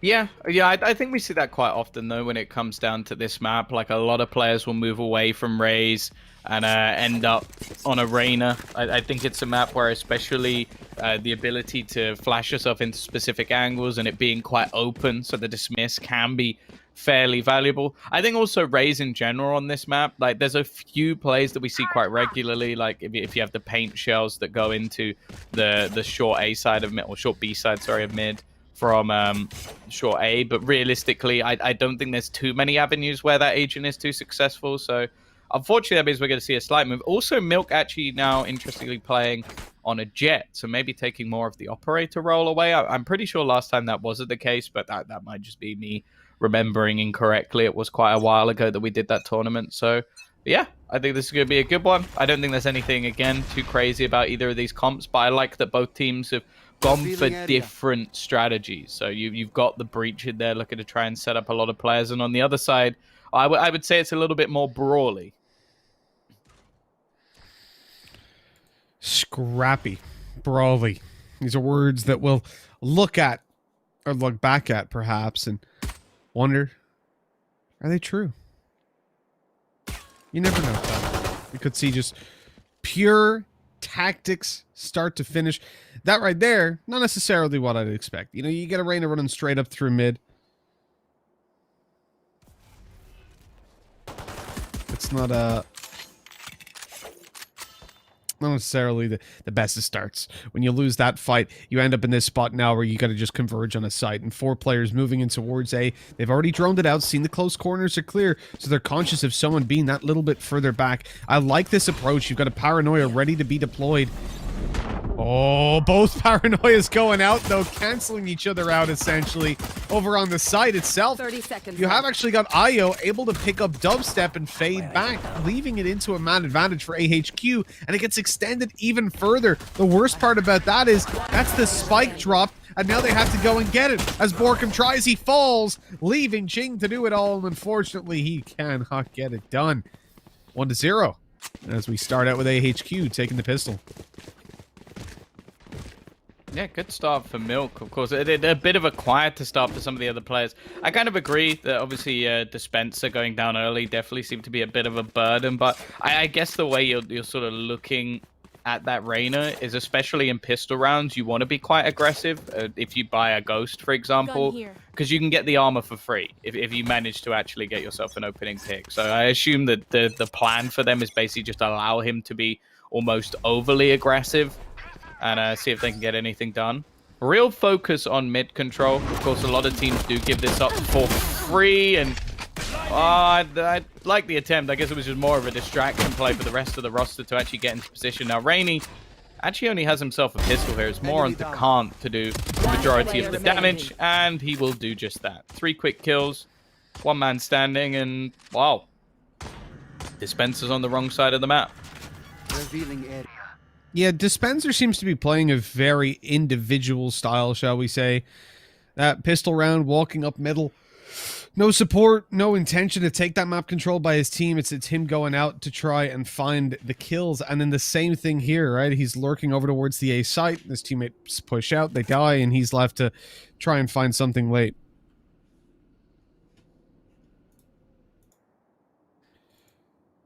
What I'm saying is I hope he's not baiting.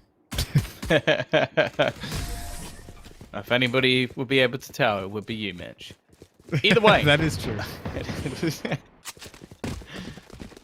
2-0. Good start for AHQ.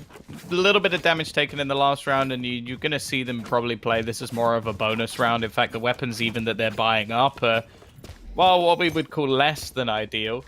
We have seen some pretty ridiculous plays coming out of the Bucky so far. It's definitely been more common in Southeast Asia than it has anywhere else. Like, I don't think I've seen anywhere near as many Bucky plays. But even still, we'll see if they can get anything done with this round. Of course, as I said, if this round is won by the team with the weaker purchase, especially in a case like this where they don't even have rifles, they've just got like SMGs and shotguns and stuff. If this round is won by HQ, that's where you start to worry for Bren.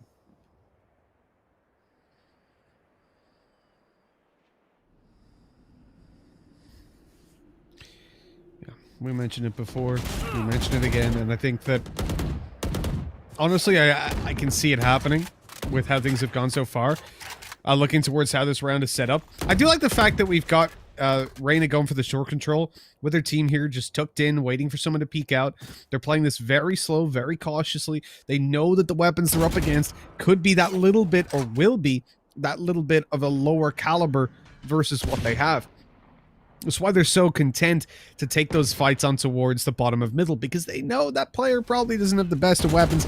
And in fact, they were hearing the Spectre sing out from afar, and that's exactly what you want to challenge when you have the Vandal. Ching in a little bit of danger here, but Dispenser deals with Kant and gets the full heal up to full armor afterwards. Now, oh, great shock dart as well to Rainy.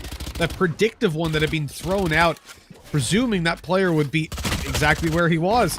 Then it pays off, but Dispenser's caught reloading. A little bit of an awkward position now, as if they push out and take the fight to Cypher, if he falls, that's 2 Vandals picked up. That could be absolutely massive, and Borkum goes down. This could be dangerous now. Picks up the Bucky for a second, then probably not.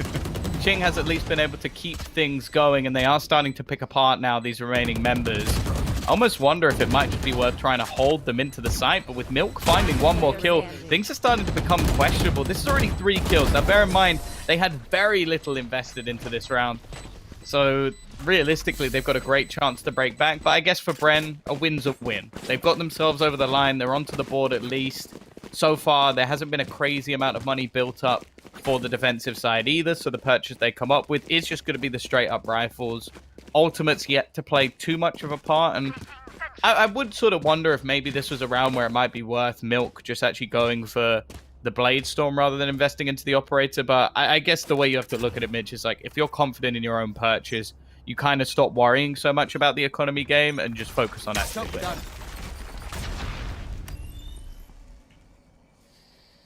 Revealing area. I think in Valorant in general, the economy game, look, it has influence definitely, but not to the same extent as what you would more see in the forgiving. likes.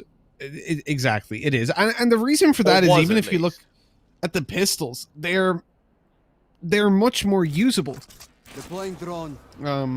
You know, a sheriff in your hands, 800 credits, you can get it done. The lack of gun kick, I think, also makes a massive difference. Like, in Counter-Strike, you cannot play without armor. Like, you do that, you're dead. You can buy a rifle no armor in this game.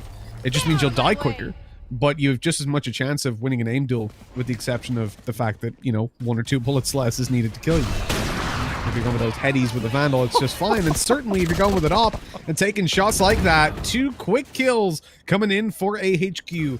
As the lead is tightened on a little bit, but it's still a 2v4, now a 1v4. Do they not know? They don't know that he's got past. That's almost impressive. 30 seconds. They definitely know now.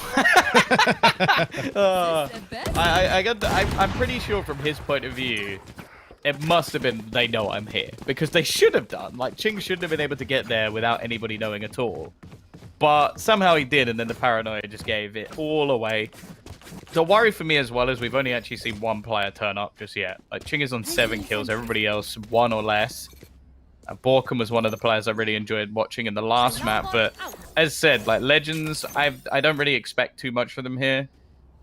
Obviously, if Bren do manage to win this match, they are through to the next stage, and it comes down to whether or not, or who wins the other game, like who gets through instead.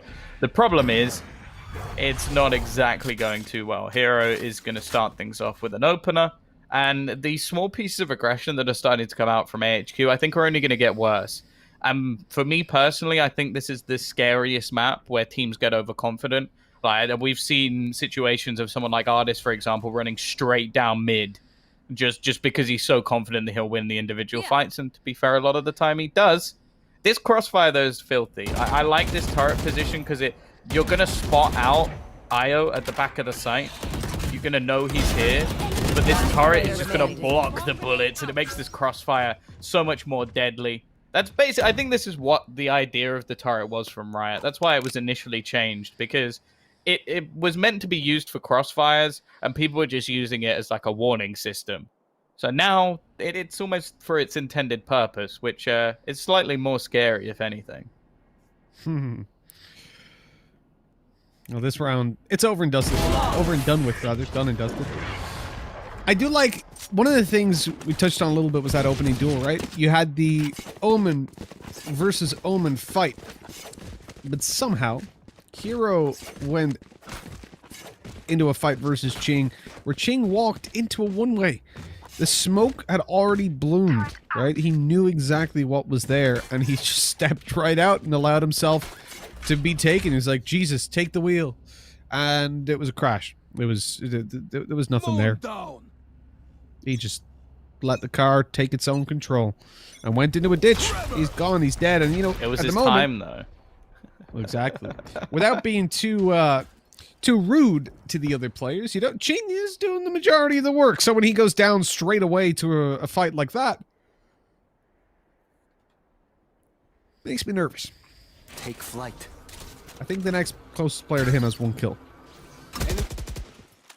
That's not ideal. Yeah. Again, we do see a lot of teams pull out some pretty hefty defensive halves when it comes to this map, but at the same time, it's the manner of which AHQ are able to win these rounds. Like, they're not losing too many players. They never really look like they're breaking a sweat. This one started off a little bit better at least, but the trade kill is almost instant, and it's almost peculiar. Like, look at where that player on the attacking side actually died. They were all the way through mid, but it didn't seem like that was actually part of the plan. Instead, there's going to be a rotation back, and interestingly, they're holding almost outside of the site. They're trying to deny the presence into middle. Timing's going to be everything here. Milk, first kill, all too easy. Second kill as well. They're so distracted by his teammates that he's just making this all too easy. Borkum will at least find one on the wraparound, but realistically, that was, again, a very easy round. And hey, I was talking about this man and his raise and how he was able to style on them in the past. It seems like he's transitioned into this operator role even better. And, another reason to remember him, I guess.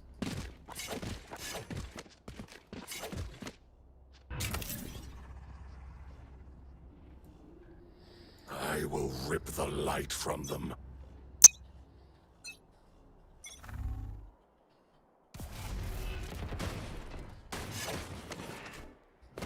It's like the smoke in mid.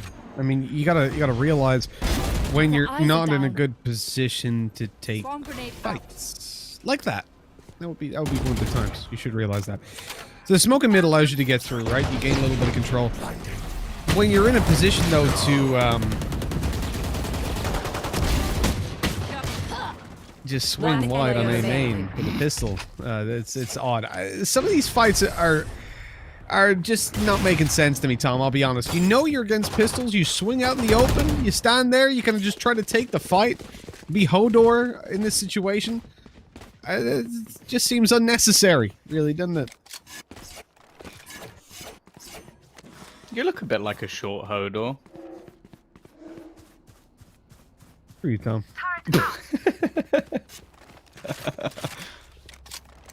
To be fair, in your Discord picture as well, it kind of looks like you're in front of like the same style of building. It's true. All the zombies about to come up behind you. Don't know what you're talking about. Wouldn't want to spoil the show. The ending's amazing. Either way, we are going to have lots of ultimates in play here. An Empress available for the attacking side. Hunter's Fury, and there it goes. There's the first one at least. It's doing a decent amount and actually kills off Dispenser. And look at this. This is so aggressive from Rainy. Maybe too aggressive, some would say. But somehow he gets out of there. It's actually Io who falls instead towards CT. This is going to be a 4v3 situation. One of the more positives we've seen from Bren, and that's a bad sign. Like, if this is one of your more positive rounds, the timing, though, works out. I think we're starting to see some of the players from AHQ get a little bit too cocky, walking into angles with knives out, rushing through smoke, trying to get kills. They're trying to pad their stats as much as possible, and instead, there's now been a split back towards this A site. Now, there is still some utility there, but unfortunately, I believe we've already lost the Killjoy, so it won't be used.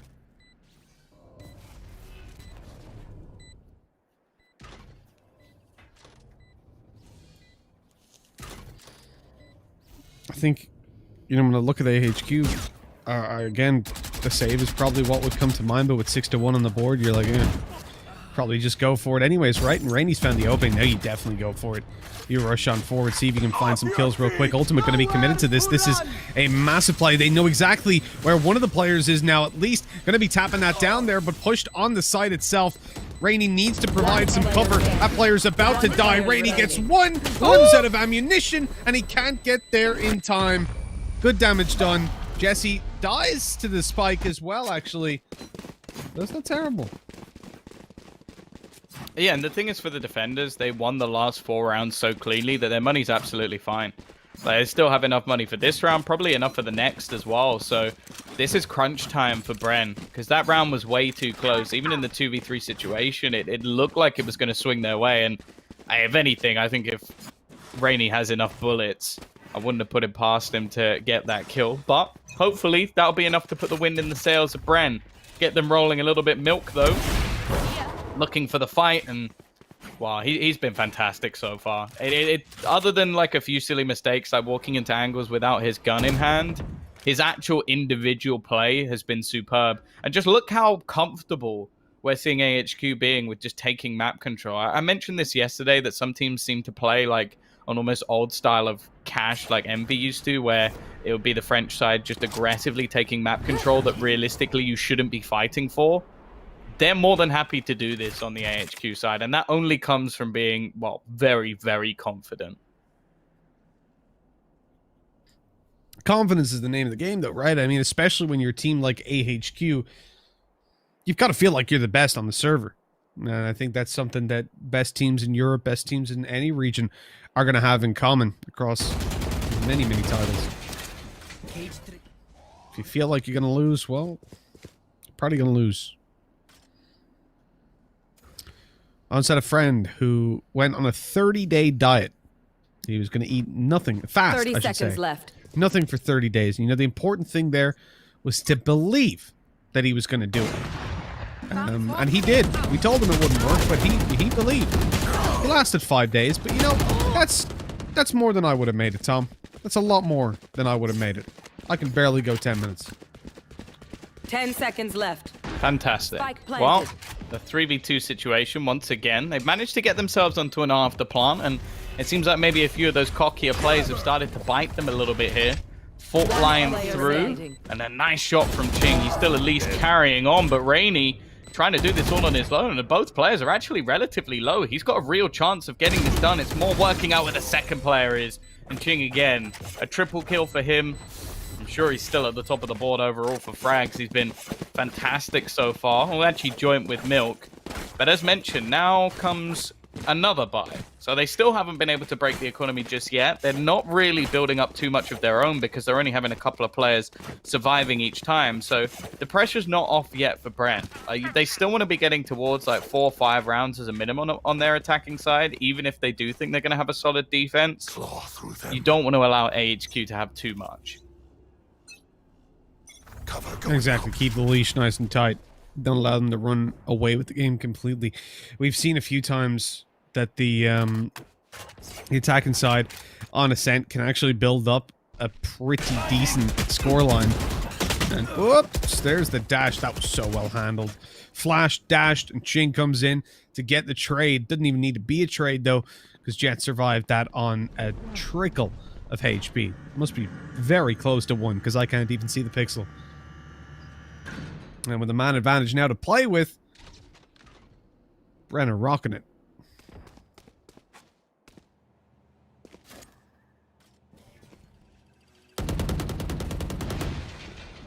Still 5 HP for Dubstep. He's in a pretty aggressive spot as well. His teammate a little bit further forward, and they are going to go doubling back. They've had some real success on the A side. The timing, though, so aggressive from Hero.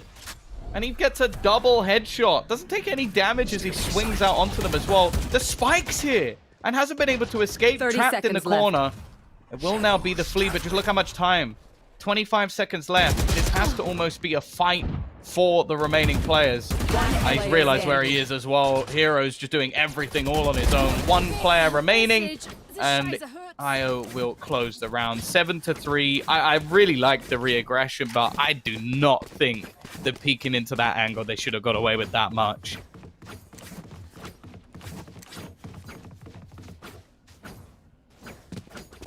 It does feel like you're kind of getting away with murder with how that one goes down. I think for AHQ, it's even better than the eye test might tell you. You know, the previous round, obviously, they're going to be hyped up. They're going to be ready to go. But then you just take a glance at Bren's economy and you see how weak it is.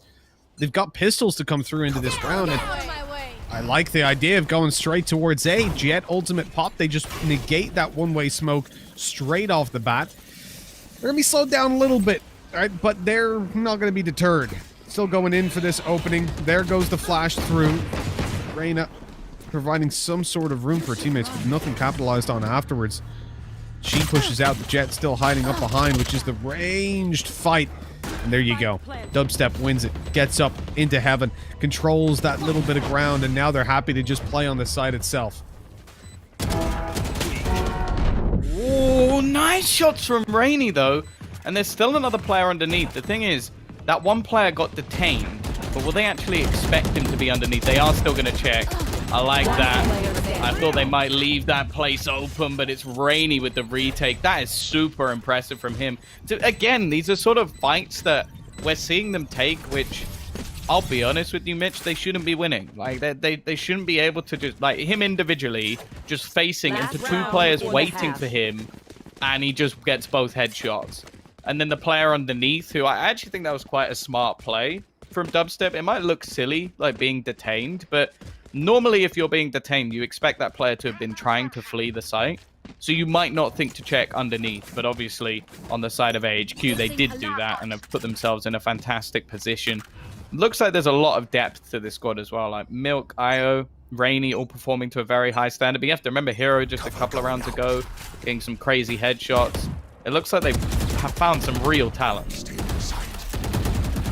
I can't disagree with that at all. For AHQ, could be first time they top the group within the tournaments we've been covering. Could be breaking the curse. They've spotted all the close corners are clear, actually, over in the Bren side, but they've no idea this is, again, going to be a double stack up towards heaven. Milk allows himself to be spotted, goes for a rotate after some noise being made. They think that that drone was possibly a fake and that mid control is going to be aggressively attacked, but Bren were only sending their players over towards short and will now look to push this side. They've got all the ults to play with. They have to pop them now. Surely they do. There we go. Everything going to be popped. Everything thrown at this round. Diving into the site. The spike still far behind, though. This could be a bit of an oversight. The fact that Jesse's actually the one, never mind. Both the Heaven players get wrecked from a headshot angle. And with that, the plant goes down. The two-man advantage. They've even spotted, I think, both of the AHQ members. Yeah, again, we're sat in a position where realistically this should be an easy finish for Bren, but the fact is there haven't been too many of those. They're going to throw out the Rolling Thunder, but it hasn't actually cleared the close angle. They're going to jump in to do that instead, but they face off against Jing, who has been probably the best player, well, easily on his team, but maybe even in the whole server so far. 8-4, at least getting 4 rounds on the attacking side. I do think this is still a possibility for Bren going into the defensive side. Like, as said, we've seen a lot of fairly hefty defensive starts. The pistol's going to be important, though. If you lose that in the follow-up round, I don't feel like it's going to be too difficult for AHQ to get the remaining couple of rounds.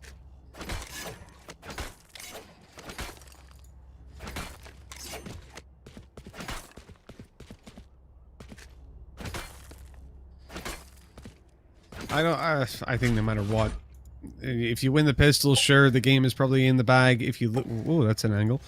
If you lose the pistol, you're probably still going through, right? Revealing area. Just when it comes to those buy rounds, Deploying drone.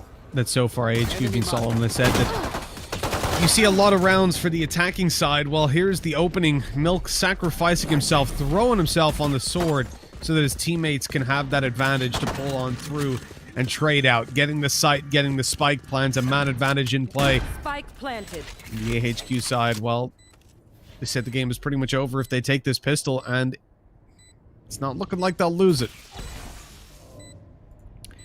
Yeah, we've not seen the best after plant positions held by a lot of these teams, but this one would be pretty rough. I do think there's obviously a lot more possibility when it comes to pistol rounds, just because of the almost randomness of a lot of the duels, but more importantly, the lack of utility you see in a lot of these situations. The problem is the amount of time it's taking. The defenders haven't even got through the barrier yet. They're still trying to make their way into the site. The time has ticked too far gone. I don't really know what the plan was in that retake. That looks super disjointed, and I don't know if maybe from another angle the attackers were just doing a very good job of actually holding them off, but realistically, they took way too long.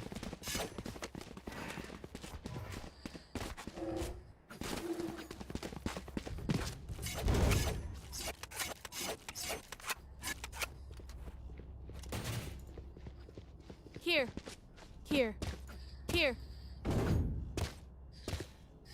I don't see a way for Bren to take this one. I think that pretty much settles the group where it is. That final game of AHQ Legends, I genuinely think will be a very, very quick one. Put it that way.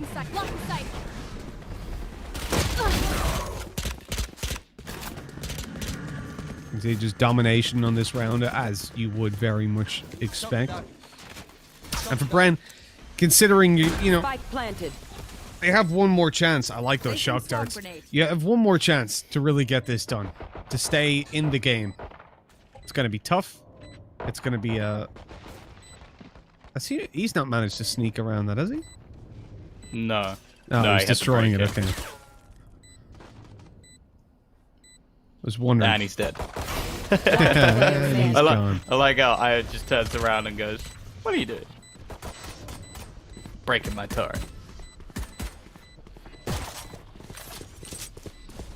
Oh, they do have to get away from this. A chance maybe for an extra kill.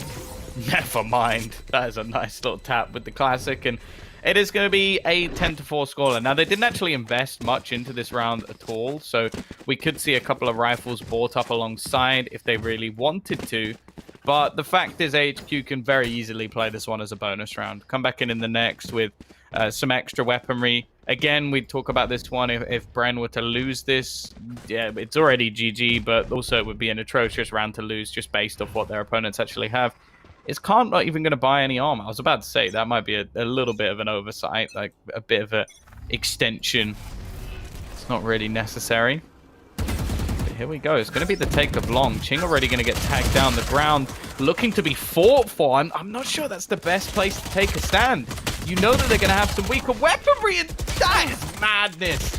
You should have heard the footsteps. These are slip-ups you can't afford. Luckily for them, dubstep has just gone huge. A multi-frag spray down. Io should be dead here. I don't know how he gets out of this position. And eventually they do close it. The start, though, that was some serious risks coming out of Bren that just were not necessary.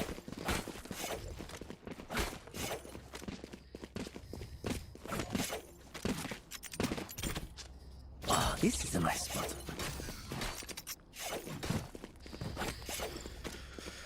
Tom, it's do or die time. Here's where it all happens. It all comes down to. Now, if you're Bren, you've got weapons, but you're up against weapons. This goes here. It ain't ideal. It ain't perfect. You would hope that this is where AHQ take a bonus round. You maybe get on the board, build up some opportunities. But it's going to be a tough one. Borkham in trouble, in danger. Fades out just in time as the smoke dissipates. They don't know there's a second player here, though, playing close on bottom mid. Jet could have an opportunity to completely eradicate this mid control that AHQ are seeking. She backs off a little bit. Might just have seen the foot of Milk, but has absolutely no idea about the breach that's tucked in on Pizza. Milk gets dropped. As Jet pushes forward, the timing is perfect. Eliminating Rainy and leaving the advantage in favor of Bren, but for how long? Turrets destroyed. Yeah, that's the problem. They're going to have an afterplant with quite a lot of time ticking before we actually see the proper rotation from Bren. They will be able to get into spot eventually, but look at how aggressive they're being. Hero just needs one kill. If he gets one here, they're right back in this, but he doesn't. It's Jesse Vash to actually bring things back in further into their favor. Kant needs to pull off some sort of miracle, and he's been pincered in. It's left all onto Io. This round is looking like it's lost already. A spray down of 2, though, definitely makes things interesting, but he's going to get flanked. Didn't expect Dispenser to come in from behind. And we are at least going to see a 6th round onto the board. Better stuff from Bren, at least in the early stages, but it does still worry you that it gets that close in the end.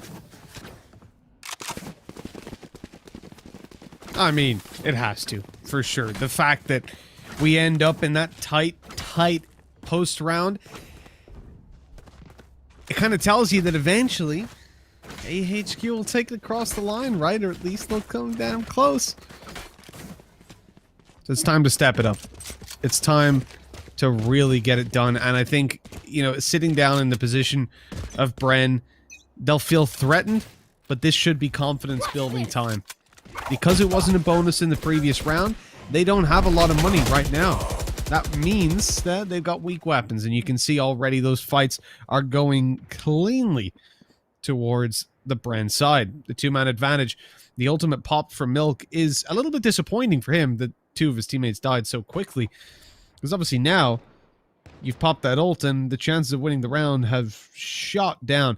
Especially because you want to try find kills with it to retrieve weapons for your teammates. Of which there are now very few. Good. Okay. Nice correction from IO. We'll at least get him one. I've missed as well by Milk, so this round is basically over. And unless him and IO do something truly ridiculous. One enemy remaining. And it seems like Dispenser's just having a bit of a field day, getting aggressive. And it seems like every time Milk rotates to try and find a new angle, somebody dies, somebody pushes somewhere else. So realistically now, he's going to get pushed. Nice shot, considering that the Lear was in play. Still making things a little bit more costly. Rifle retrieved. It could be something to bring into the next round, especially considering he actually still has armor available to him. So the loss here would be very, very little. Just an extra few credits and a rifle for free. Not something to just throw away, but by the looks of it, he wants to try and put these knives to a little bit more use. 10 seconds left. I mean, he's doing it as well. I would run away and try to save this weapon at this stage. But oh my god, he can't win it though. Time is all that stops him. Look at the damage done. That's worth it.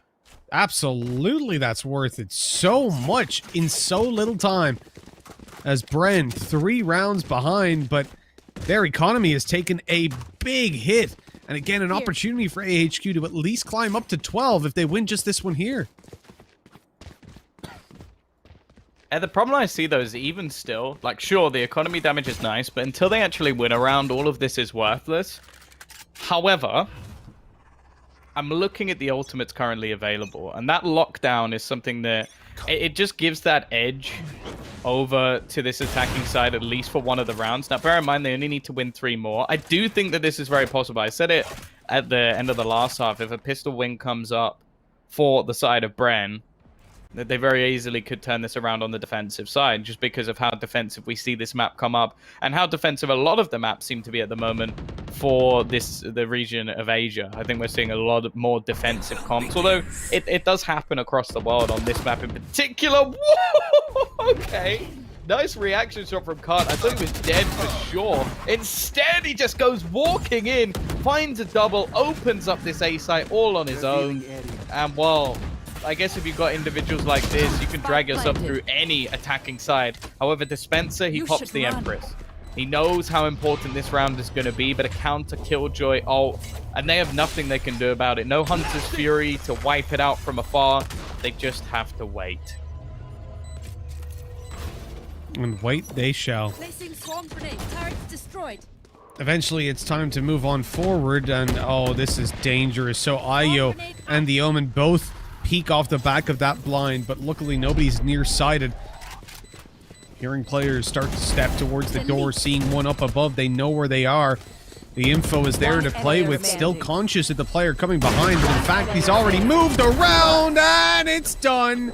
Ayo in with a triple. He's dead to the spike 100%, but that doesn't matter, because winning out the round puts them on the forefront. They also have the weapon saved from previously. Now, you don't have that for Bren. Nothing carried forward for the Bren side, as you have to shed a tear for them, really. They're going to force buy. They're going to go for it all the way. They don't want to fight for overtime. They want to play for the win. I respect it, Tom, but considering they didn't get it done with the full buy, I don't know how much I can get behind this. It looks a lot messier the second time around. Yeah. Like, it looks like Bren made a pretty critical mistake with where they thought the last player was. But I guess they just killed someone from that exact angle. So if anything, it was fairly well played by the attack. As you mentioned, they've forced this round. They've got a Blade Storm in play. The peek over's nice from Dubstep, though. He takes a tag in the meantime, but that kill is more than worth it. Drops a rifle to the deck, and the economy of the attacking side is not going to be amazing either. Dispenser going down there. It's Kant again. He's leading the way while holding onto the spike, and although normally I'd be very against that, with how clinical he's been with these entries, definitely can work out. Timing's everything, though. Dubstep knows he's low, so he's patient to make sure he can get those kills. Brings things into a 3 versus 2, and it needs to be another clutch situation. A little bit of extra utility being expended, but it's Dubstep looking to do it all. Just one man standing on the other side, but it is the hero they might need. 2 more players to find, and he can't quite get Borkum. It's another round straight back. The Force Fire is successful for Bren, and this map keeps going.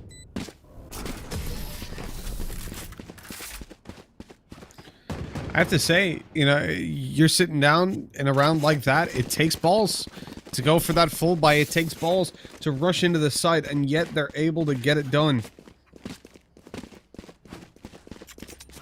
I think, again, we have to commend Yes, this should do. the Bren side. They're keeping it close. They're showing that they're a capable team, but there's a long road left to go. And it sees them still with weaponry disadvantages. I think that's one of the more interesting things in this round. The fact that you actually have a Spectre still in play for Bren, while AHQ only have the Bulldog, which is matched over on Bren's side, alongside the rifles. The other difference is in ultimates, that AHQ are leading the charge. They've got the Rolling Thunder as well as Hunter's Fury to work off of, and they can make a big impact when it comes down to making some sort of a push towards the sites. The drone moving forward. It's going to clear out Market and Pizza. They've got that map control for themselves. They'll presume there's a player towards bottom mid. In fact, there's not. You can see that's why they're re-smoking it.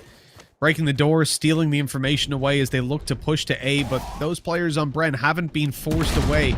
They've actually stayed in position as Dubstep finds one. Now the Omen should catch them off guard as he comes out through the smoking garden, but they were ready as Hero gets dropped. This is now much more winnable, and in fact they even save the Rolling Thunder with that kill from Milk, so they have it for the post plant to actually deny a defuse. This is massive for AHQ, and could just be the map 1, or at least guaranteed overtime in the bag. Chances are this is not going to be an easy retake. The Spencer's definitely had his moments, and we know that Reyna is probably the perfect agent for these clutch situations. He's going to need his teammates to find some information, and more importantly, they need to get a move on. They need to move quickly. Io just playing perfectly alongside his turret. The dismiss will actually help Dispenser escape, but he escapes straight into the arms of Rainy. And this has been the thing. Like, there's been a few players stepping up to the side of Bren. There hasn't really been a player that's been missing. And we've got Io and Milk just running away with the charge. You've had Rainy with some high-impact moments. Hero as well, doing very well. And unfortunately, Jesse and Borkum have gone a little bit quieter from what we saw in the last match. Not necessarily their fault individually, but it definitely could have made a difference. Look at the buys on both sides, though. Even with that victory, you've got a couple of Spectres in for AHQ, and on the other side of things, you have a Judge alongside a Stinger. So definitely not ideal going into what could be the final round of the map.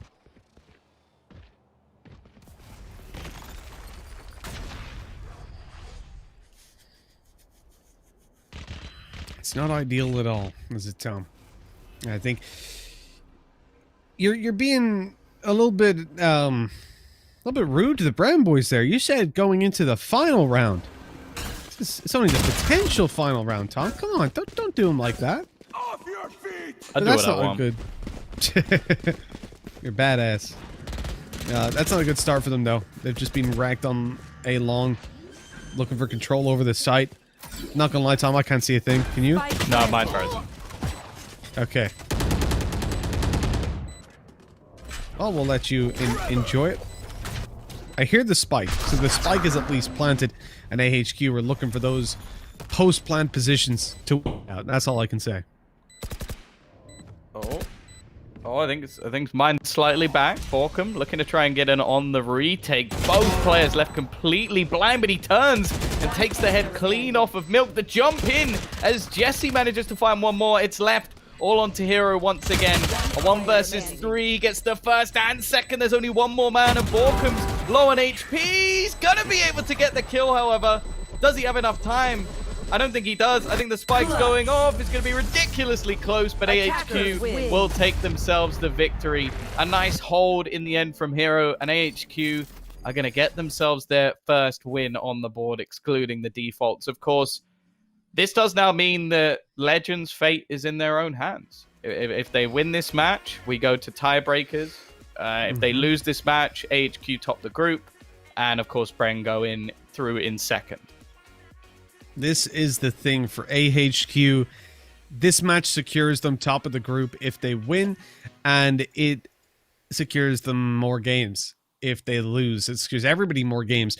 Legends have that one shot to stay alive, and I would not want to have to face off against AHQ for my chance to stay in the tournament. But look, better than being knocked out already, I suppose. Yeah. We'll see how things go in just a little bit. But I think it's safe to say I'm in the camp of AHQ. Yeah, I'd be a bit worried for you if you weren't, I'll be honest. Like, going into this group, we thought they were the best in the group. We knew that Bren could give them a run for their money, and although it was relatively close, it was still a 13-8 scoreline, and I think just on their defensive side alone, they've showed that they are very, very strong. I think Milk, again, like now picking up a Jet, has been very, very impressive. And IO as well. We've seen a couple of very decent Killjoy players. In fact, I think the Killjoys have definitely been outranking the Cyphers, in my eyes, at least, from what we've seen so far. Like, we had Float as well yesterday, who was very convincing, considering that a lot of their games didn't go particularly well. He was able to put up some numbers. So, yeah, I'm looking forward to seeing more Killjoy going forward in some of these tournaments. The thing is, for Legends, I think they're going to have to hit their absolute stride if they're going to win this next one. But I believe we are going to go into the post-game stats, have a look at them for ourselves, because I've highlighted a couple of players. I believe we should see, IO, Milk, and even Hero towards the end going to bring at the top of the board. And that's the thing. If you ever somehow have the 3 highest rated players in the game and lose, then you'd have to just kick the other 2, because whatever they were doing must have been just hindering you, because it's almost impossible to lose a game like that.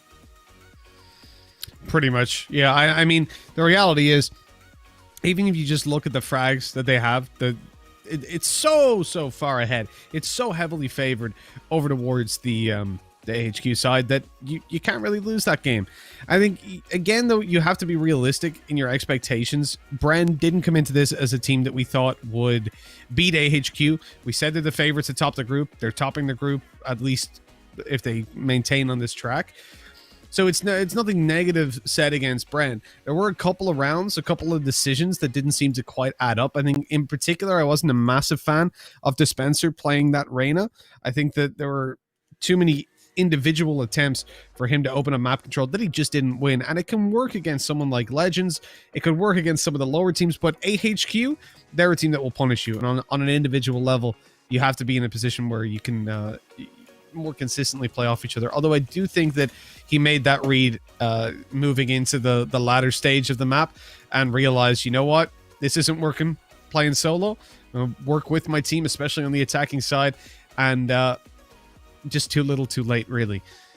Now you look at this, the MVP for this one, it's IO playing it on a Killjoy. Again, another Killjoy that's topping up as our MVP, but not in terms of first bloods. That honor goes over to Milk, and I don't think that's too much of a surprise. No, not in the slightest. Like, as said, his aggressive operator play on the defensive side was very impressive. Like, again, I mentioned it before when we were sort of theorizing about like Jet and how valuable Jet can be. He showed just the value of that Blade Storm and how it may not necessarily, like, that's the thing, it may not necessarily be the best ultimate for the team, but he will be able to individually win them rounds. And I think especially versus the teams in his group, he's going to be able to outclass anybody. And we saw that in some of the earlier rounds. They definitely got a little bit cocky after they were sort of winning, like I think it was 6-2. We saw some maybe over-aggressive faces and some risks that I'm sure if they were playing some better opposition, like all-out attack or attack all around, managed to make up another one, they probably wouldn't be taking those same risks. But yeah, in these sort of scenarios, that's absolutely fine. They know that they're confident in their game. They know that they can win this map. They're going to know their opponents better than we do. And I think going into a match versus Legends, I genuinely think the only way the AHQ lose is if they do get really overconfident and somehow can't back it up. Like some of the players start to kick off on the Legends side and manage to do some damage. Like we did see some decent play from Edmund, but I truly think that he would have to go Kenny S like God mode if he's going to be able to win them that game. I just ask, how do you spell out, Tom?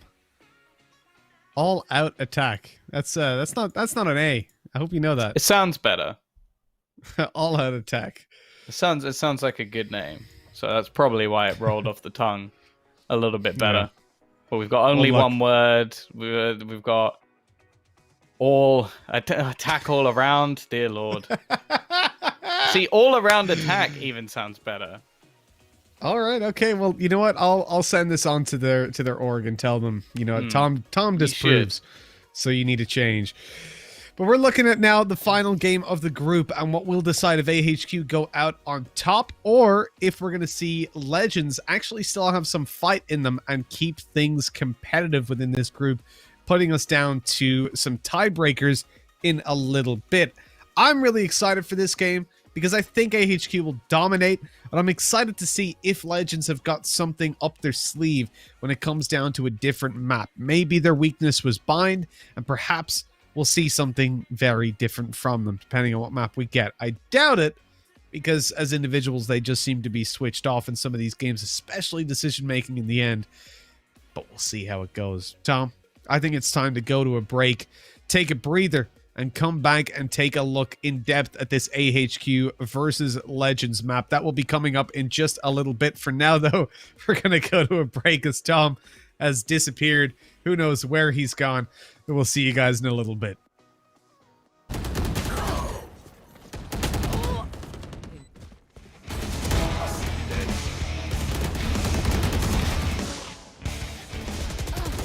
One player standing.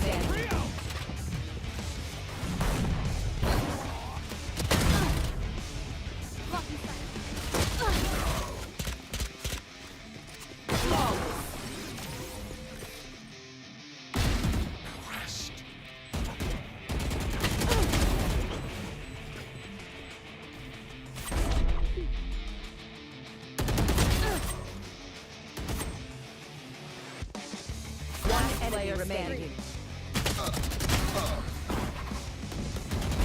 Delete. One player remaining. One player remaining. Clutch.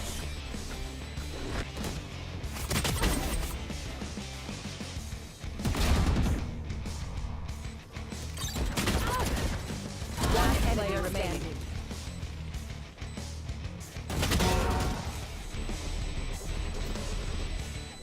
Clutch. Attacker.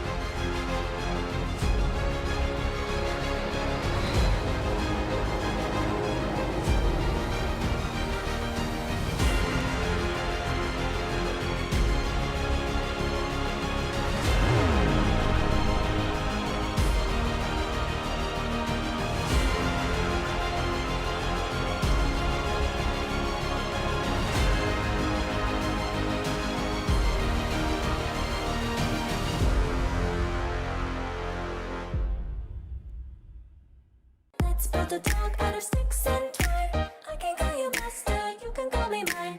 Wrap me in plastic and make me shine. We can make a tall house, follow your design. You can call me mine.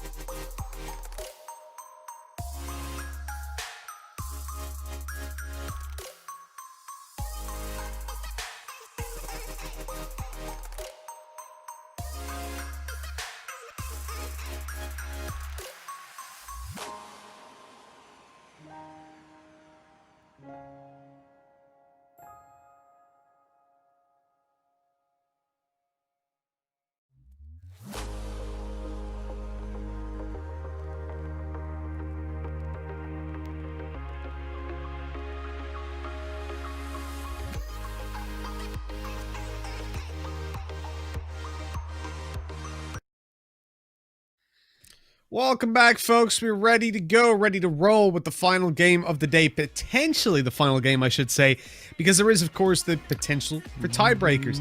AHQ taking on Legends, as this will be what should be a very one-sided game. We saw Legends struggle versus Bren and end up losing out that game very, very convincingly. And now we just saw Bren lose to AHQ. Therefore, transitive property, AHQ beat Legends. But that's not always how it works, Tom, is it? Yeah, but it should be here. I don't even want to use the sort of like 1 + 1 = 2 like maths that you're trying to do. AHQ are just a better team, like just in general, like with historical results, with all the teams they've been able to beat in the past. Like even Bren have just proven that, like, if you just watch the game, that they didn't look like a particularly good team. Their attacking side looked weak. So realistically, I think that if AHQ lose this one, it's based off their own cockiness. Like, either that or Legends are going to have to just pull something out of the bag that we haven't really seen from them before. Because even in the last tournament we saw, I think the only team they managed to beat was Paper X. It wasn't particularly impressive or clean, and they lost every other game. Didn't make it out of groups.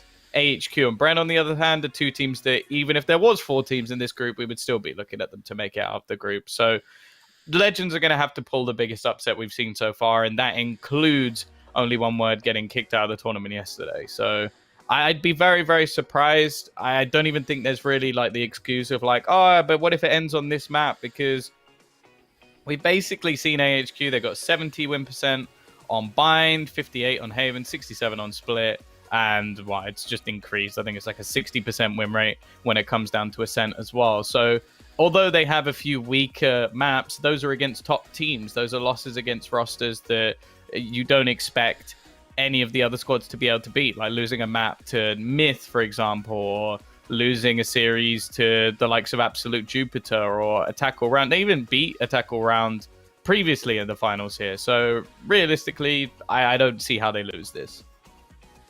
I think I'd be inclined to agree with you there, Tom. It does seem very unlikely that they end up losing. So, talking about the game, let's get into looking a little bit more at the games on hand. We've obviously already had a 13-6 game in favor of Bren, as we talked about a little bit earlier on, and we've just come off watching the 13-8 victory that AHQ took over Bren. Now, the two teams that face Bren must face each other, with AHQ fighting to be the top of the group and get the best seed coming into the playoff stage, while Legends are fighting to stay alive. This is going to be a tough game for the two of these, or for Legends at least. But as we said, you know, AHQ are favorites coming into today. They are the team that should top the group, even with 4 teams. And you're seeing the lineup here. We've already seen these players play it out. And so far, I think, you know, the names over on the AHQ side, they stand out a lot more. Io, Rainy, Milk, these guys were dominating. Meanwhile, over on the Legends side, Edmund was insane. But with the exception of him, it was like a flash in the pan from Shinity or Null. But the consistency just wasn't there. And certainly Choli and Shadox left a lot to be desired. Yeah, for sure. Like maybe if they have a turnaround game, it could be a little bit more interesting, make the match at least a little bit more close. I've got a question for you though, Mitch. So like I've been looking at a lot of the logos of these teams. I think a lot of them are pretty cool. I'm a bit disappointed that Nongwaen didn't manage to get into this tournament because of how awesome their logo ended up being. What is AHQ's logo? I've been staring at it for the last few minutes, and I'm trying to work. It's like one of those things where it's like asking you how many legs the elephant has, and you kind of look at it, and it's impossible to work out because of the tricks your mind will play on you. The more I look at this logo, the more confused I get. I presume you're talking about a certain picture of an elephant that's an illusion, right? Yeah.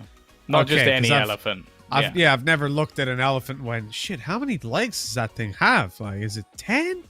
It's 4. They've got at least 7, right? At least 7. Every time I've counted, it's been different. Are you including the trunk? Well, it depends. Is that an arm or a leg or a nose? I suppose I have 3 then. AHQ, they're in a position where I feel like their logo is a mixture of a unicorn, some sort of a bird, a snake. I don't know. There might be something else in there. Isn't there like a unit? There's a unicorn that has wings, right? Hold on. Unicorn, bird.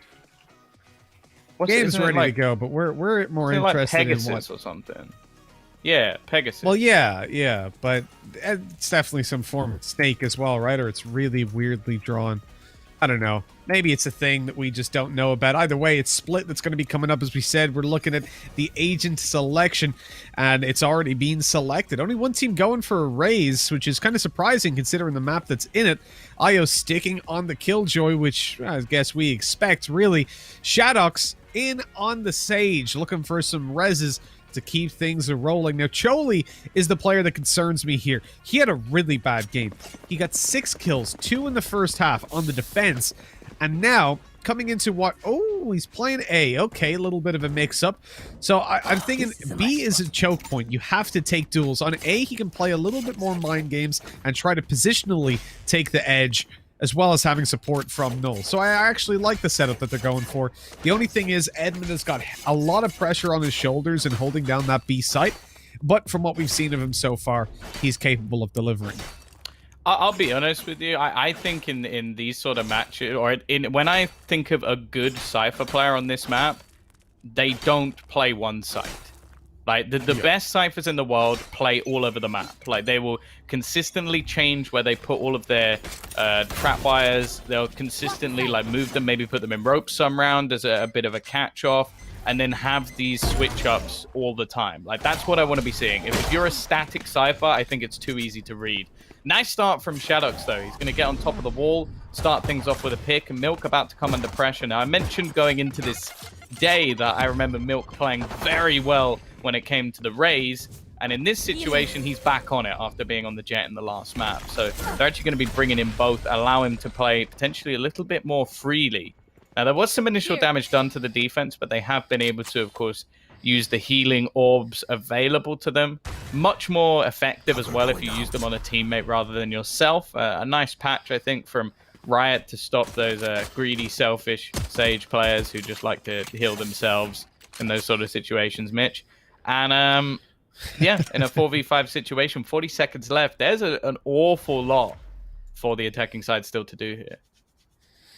I was going to say I felt personally attacked by that statement.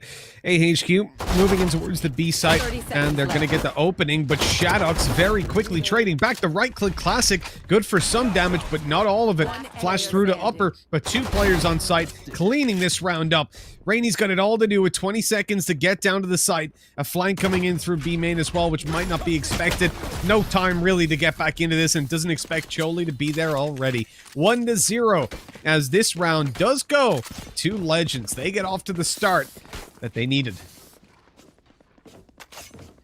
Yeah, for sure. Especially on the defensive side. Like I mentioned on other maps that we've seen so far, the defense has definitely been the stronger of the two. But when it comes down to split, that's not just like a South Asia thing. That is something that we see pretty much across the board. Like, sure, maybe you can throw in a slightly more attacking comp to try and pull through those rounds, but realistically we're still looking at the defense to potentially get 7 or 8 rounds as a minimum. So we'll see how Legends are going to be able to do. Getting the pistol has definitely helped them out, but I don't think it's going to get any easier, excluding potentially this round. And that's something else to mention. Like, where we see across North America, for example, the 4 spies feel a lot more common. I feel like in Southeast Asia, I've seen 0. Like, it's always been whoever wins the pistol gets the second round for free. There has not really been any 4 spies.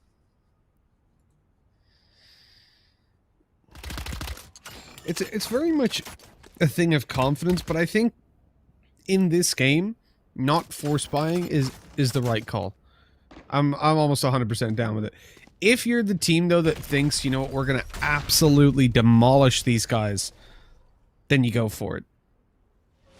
And I think that's where AHQ are coming from. Now, when you're playing on the attacking side, it's almost more difficult. It really depends on the approach. It sections you into playing as a team. There we go. 1 to open, and not quite able to take Shy Nitty. A second kill coming through for the man himself as he drops on down, fades to the site, but Edmund's here coming over to try and provide a little bit of cover from the side, and that's a free kill with the dash out of there to stay alive. A few low players, definitely a chance for some cost to be created. We know that the likelihood is there is going to be investment into the next round, but Shenanity doing a good job to keep the 2-0 in. Now, I don't think they invested that much into the round. There was the Bucky for sure, but it seems like that was just at the sacrifice of a little bit of extra Kevlar going into this next round. So it's not really too much of an issue. This is the interesting prospect, though. So you've got 1 rifle already purchased, a second coming up, an operator as well for Edmund. So this is not really a bonus round. The only one is Choli, and I'll be honest with you, at this point, I would rather just see him buy. Like, if the rest of the team are going all in with their purchase, you might as well go together. Yeah, I could get behind that logic for sure. Gotta buy as a team right there. Oh no, Choli. Inside his cage, just gets absolutely wrecked. That's the site lost. They're smoked out. Spike to be planted in the open as well. So very, very difficult to deal with.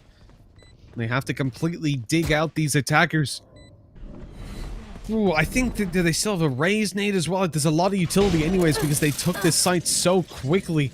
And Edmund is suffering from some of it. Nanoswarm being popped, dealing damage to him. Milk, good for 1 down below. The nade indeed is still in play. Thrown, I would say, a little bit too early.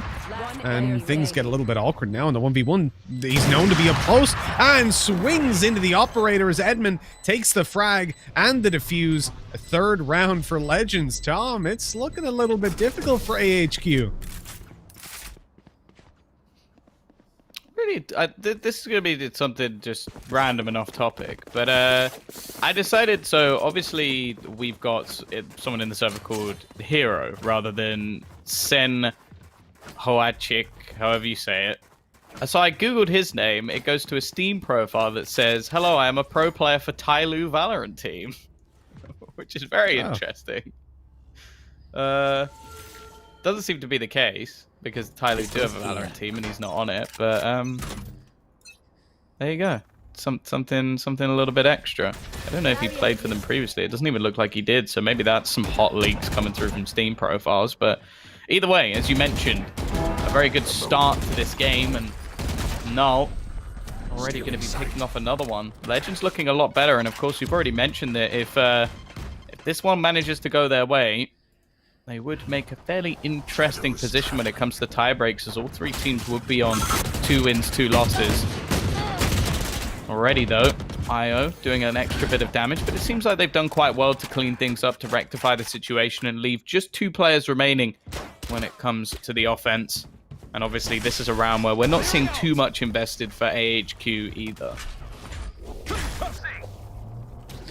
No, keeping the money down low, and I think that's exactly what they should be doing in this instance. They've gone for a very aggressive start to the game, right? They're buying up quite a lot, trying to get involved in every round, and it's not working for them. Sure, the rounds have been very, very close, but it is time eventually to take that eco and just allow Legends to walk away with the 4-0. There's a nice little flank by Hero, though. He's able to take one and then runs out of ammo. It's heartbreaking, but sometimes it be like that. With 4-0 on the board, this is where AHQ come in with the full buy and try to really steal the game away. Rolling Thunder showstopper. That's what AHQ have to work with. You have to wonder. At the moment, so they're very spread out. They've left a spike outside of B, but 3 players outside A. This tells me we're going to see a very fast push. Now, Breach isn't lined up for any sort of a fault line into heaven, which is what you would normally see. So perhaps just a flash to bring them straight through as they rush down this side and make a lot of noise early on.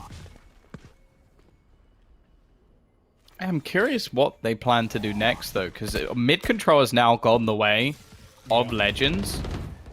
They're going to have the deep wall in, although that's going to be broken.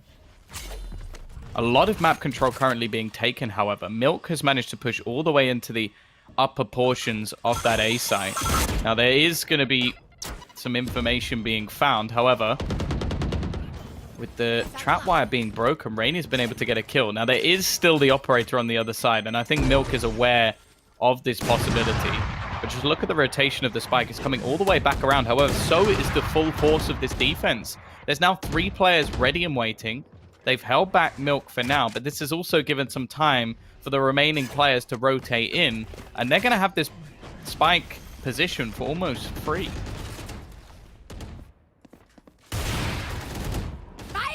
It looks like they will. Yeah, they get in there. They get it done. There's the showstopper, and it does some good damage, but doesn't actually quite land the kill. 30 seconds left. Good for 1 before being traded out, and IO does the same. Shine Nitty falls, and with that, they need to clutch back some frags. Legends get a good start to it with Edmonds up, but there's still a lot more to do. AHQ burn up their Rolling Thunder, and with that, the round should be over and done with, but they haven't planted the spike just yet. He couldn't get his up out in time. And so 4-1 we go. AHQ finally picking up their first round. Yeah, that was nuts. The shot that he hits was like a pixel headshot. As clean as it gets. The problem here, though, is the last few rounds have not been clean. So to get that operator back into play is going to cost them quite a bit. You can see that already there's going to be a couple of Spectres in play now for the side of Legends. And on the other side of things, Kant has now been able to get an operator of his own. Edmund, though, has been very good at winning these openings. It's going to be a battle of the 2 of them. And while I might have just jinxed him, as this time he's out of the round, as said, they risked a lot getting that operator back into play. It looks like Choli might try and retrieve it here. He's going to go pushing. Timing's going to be everything. He might be able to sneak in behind them, but can't. It's like he has a spidey sense. It definitely started tingling. Flash out! Oh, Kant, I thought he had it. I thought that was going to be the shot. They're breaking into him again, and it's worked out. What? What? How have they gotten away with that? And a res, a man advantage now off an absolutely ludicrous play. 10 seconds to get in there. They're going to have to just completely delay no ultimates to try and deal with it. Oh, man. Someone's playing on input lag here. 1 second. They've got to destroy it now. And they get it in time. But Ayo, he trades it out. A double kill. A wallbang headshot through Breach. And then finishing him off. That is nuts. And 4-2. Tom, I can't handle around like that again. That was crazy. I honestly think if we gave that round to someone like Sliggy, they would take 20 minutes to break it down. Because there was so much stuff in that firstly made absolutely no sense. Like, so you had the first player peek, dies to an AWP. The second player peeks, died to an AWP. The third player peeks and gets a kill, and then his teammate gets a kill as well, and they get a res. Like, what? You should be punished for that, but seemingly that's not the case. This round, not much invested. Not even going to buy a gun. Just goes straight in for the Blade Storm, and hey, he's running and gunning. I think he knows that they don't have much here, so this is a chance to pad those stats. Spike planted. That's exactly what he's doing. For the rest of the team, probably going to be a little bit more passive, and it's going to be the same retake they attempted last time. The problem is nowhere near as much weaponry. I think all this really ends up being is how many ult orbs can you actually gain, and can't. He really wants those stats. I've never seen anybody this hungry for eco frags, except maybe Mitch. Gotta get him somehow, you know, take him where you can get him. That's how I operate. Wow. Well, AHQ really sticking it to the man right now. This full buy from Legends, again, they're gonna look to fight it, but what I would say is that if we end up in this position where it's like 6-6 or 7-5 to Legends, I don't think they'll get it done on the attacking side. I think that the AHQ are going to be solid when it comes to the defense, and that fault line was perfect. Remember, it stops you from scoping in, so he gets de-scoped as he shoots, and that could have been a kill, but it was cancelled out. We've seen some really sick, like, breach utility coming out so far. I've been impressed with that, especially from AHQ. Just been able to set up so many players, and I think that's another one where we talk about Cyphers in the past, but I think a lot of breach players are very much unsung heroes. We are going to have the Aftershock to deny any further presence coming in, but they are just going to pretty much follow it along. So much damage being done onto Kant, and he goes running through and loses life because of it. I'm surprised that's the play, but then Milk goes straight back for more. Edmund needs to hit his shots, and he will at least be able to get one, but Milk has gone nuclear in this round. Seems like he's just running over them here. Oh, that alarm bot's not going to last long. A sacrifice that gives the information that there's still a player there, and Edmund looks like he's going to try and completely reposition. In the meantime, Charlie goes pushing in on his own. His teammate was nowhere to be seen, and well, it makes things a lot easier. Together, I feel like they had a chance, especially after he gets that peak, but he plays it as two separate 1v1s, and now we have a 4-4 scoreline, and it's sort of what you mentioned. Like, the start was really good. Some of these rounds have had moments, but it seems like in the crucial positions, that's where Legends make their real mistakes.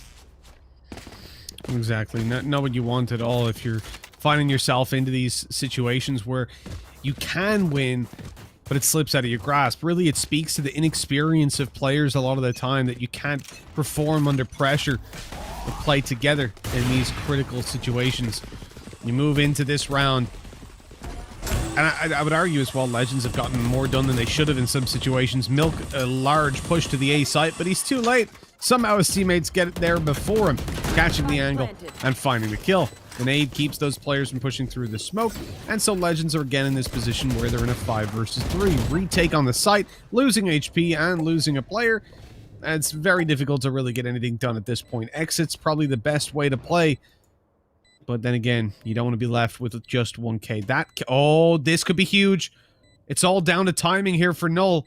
If he pushes, he's got a player with their back turned, gets around the corner, free kill, 2v2. It's now winnable, but they have to go, and they have to go fast. Shine Nitty coming around the corner, one for Null, but he doesn't get it all done. Hero. He is the hero of the round, but that came way too close to him.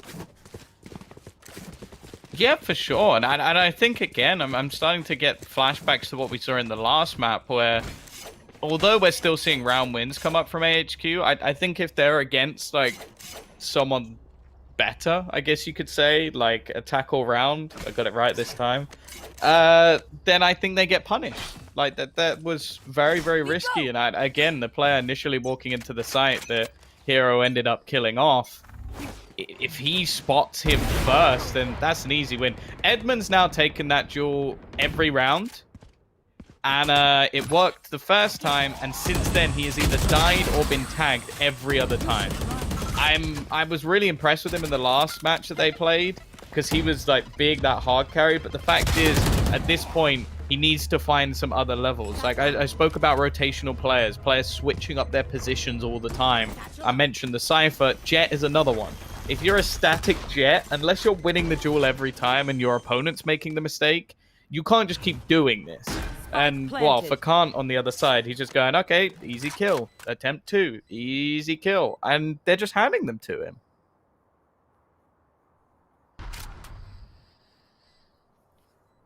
But, you know, the reality is, Tom, I think that's not something surprising for Legends, because we've already seen it. That previous round that they won, where they peaked out on top of ramp, there's no way they should have won it. There's no way that they should have been given that much space and opportunity to get into it. And when that happens, it almost it encourages that bad behavior, right? You're being rewarded for something that you did wrong. And in the future, then you're going to do it again. And then it's going to get you in trouble. It's like, oh, hold on. This could be a nice little nasty double. Yes, it is for Null.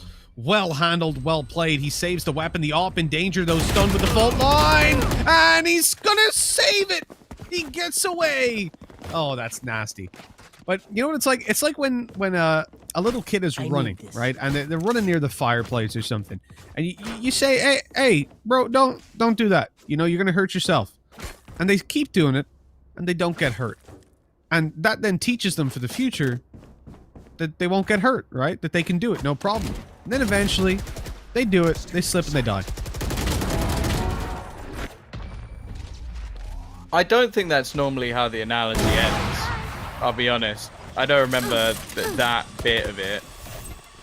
But, sure, let's go with that. Edmund this round, he has got away with it. He is that child who's not been punished, but eventually, well, the backhand comes through. With a 3v3 situation. They're going to get the heals in, but, well, they didn't have much alongside it. Nice shot from Null. He's definitely had his moments in this game so far. No doubt that on an individual level, he's got what it takes. The problem is, it seems like the team might be letting him down a little bit here. Dark cover going to give him an extra bit of space to try and push through, and in fact, a tunnel's been created which will guide him perfectly onto the site. The problem, however, they're not fighting him. They're just going to wait for him to go for the diffuser. This is much smarter from AHQ. Jaw eventually baited into the peak, and actually he's managed to find the kill. Rainy will trade, and in terms of time, there wasn't any left. But even still, Last round making things very costly indeed. Of course, for the attackers, 9,000 on the majority of players going into the last round of the half. They're not really going to worry too much. Not sure if you noticed that there. We just had, like, last round before the switch and last round of the half at the same time. That was weird. Voice lines be tripping. But I think 7-4, defensive-sided map, a team that I expect to thrive in the defensive side as well. I don't have a lot of faith in Legends. They got it done in the early game, but when it comes to these buy rounds, it has not gone their way. They need to win this. 100% they need it. Kant with a very quick execution. That is almost suicide from Milk. There's one kill going to be picked up by Kant. IO grabs another. The B-side's completely open. And Legends really tending towards desperation at this point, running through a smoke. Never the best of ideas. And in this instance, more so. The flank on its way as well. I don't think Edmund has a damn chance, because he hasn't got a clue. There's a player just waiting for that Sage wall to break. In fact, the TP up behind just to delay a little bit, and there we go. The wall breaks. Up comes the flank. Oh, okay. Dash down to sight, but I don't think it's... well, definitely not going to work. Doesn't matter. Oh, Rainy, he waited for like 40 seconds, and eventually He gets there, sees the Switching player, sides. and Ayo takes the kill. Heartbreaking. Snooze, you lose. These are the There you streets. Where you're from, Tom? Oh yeah, the harsh streets of. Actually, I'm not gonna say where my family are from. That's not a good idea. All the Facebook viewers be going wild. But yeah, the mean streets of Essex. Be looking look up Tom Bizzle on Facebook. You can add him. He needs friends. Oh yeah, for sure. Please do that. Anyway, 8-4, a very good attacking side in the end, especially considering after the first 4 rounds we were a little bit worried for AHQ, but it seemed like they found their momentum. There were definitely some plays made by the defensive side in the last half that I found very disappointing, especially in like 2v2s, even the 2v4 at the end. I was looking at that going, well, Charlie, why do you keep running in? Why do you keep going for like, I'm going to be the hero, I'm going to 1v4 everybody, and then dying and leaving someone else to try and do it? Like, there were moments where I just think someone needs to just like clip him around the ear and go, stop, why are you pushing that alone? Play this as a team, play this together. Now, Milk, he's about to come under pressure, but again, his utility usage is always going to make things very awkward for players pushing. And it seems like they're almost just stalled here. They're being stunned by different utility, held back by different smokes. And I like this replay, but the paranoia is even better. Blinds them completely. Hero, however, is going to find a double back straight away. And look how low the remaining players are. It doesn't matter. He's headshotting them anyway. 9-4. Pistol 1. GG. Pretty much. It is pretty much GG at this point. So difficult to get back into these kind of games. I really don't see it happening, and I think you have to be brutally honest with yourself, even if you're playing at this point, that it looks done. I am curious, though, to see if they'll be able to pull something off. Out of nowhere, grab themselves away back into the game.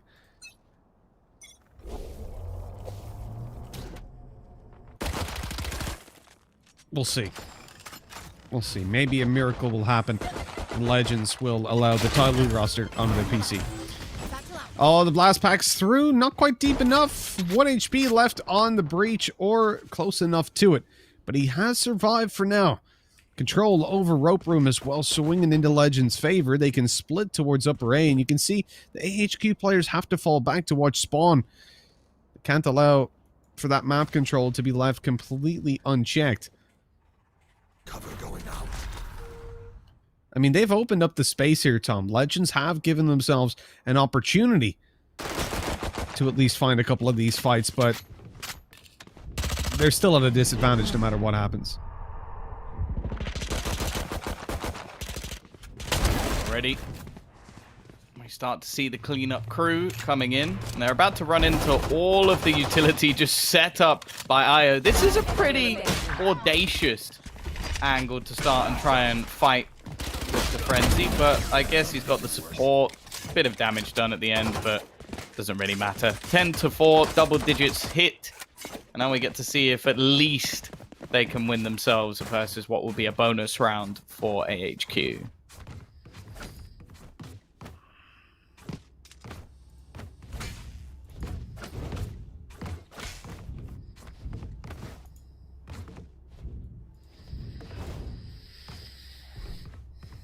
And that is a bonus round if ever I've seen one, actually. Yeah, you're right. The chances of Legends to walk away with it are there, with Spectres, with Stingers, with a Frenzy.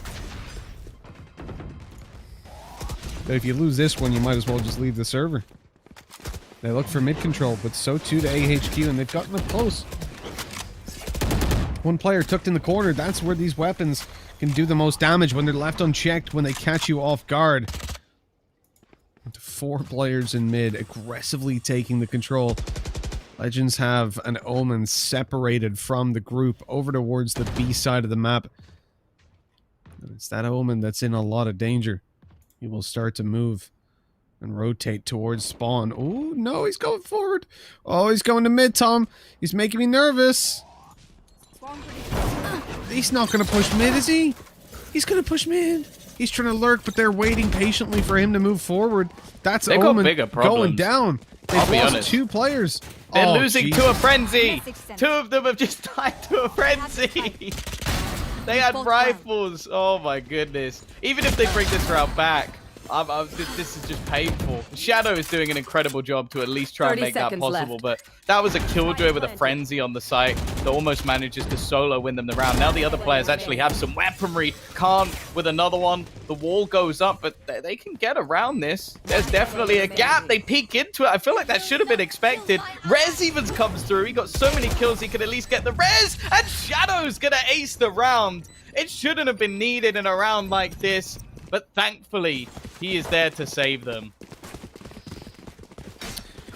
Wow. You know, we mentioned that Spectres, Stingers, a Frenzy. Comes into a 1v1, forces a revive as well. Comes into a 2v1, in fact. And again, Choli, I don't like to be that guy, but he's got 3 kills. He's done nothing in the past 2 games. I think this is an inevitable roster move. Either that or he's left his hands at home today.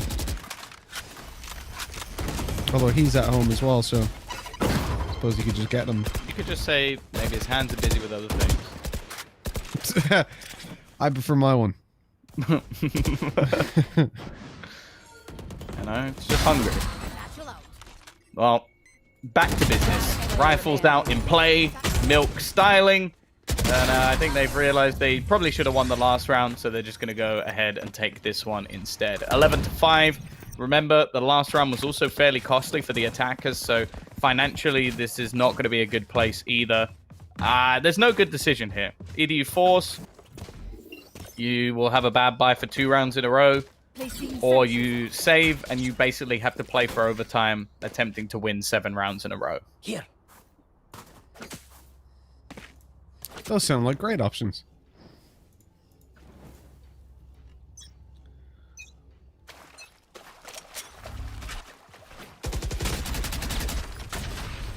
And we'll see if those options are followed through on in a successful manner, let's say.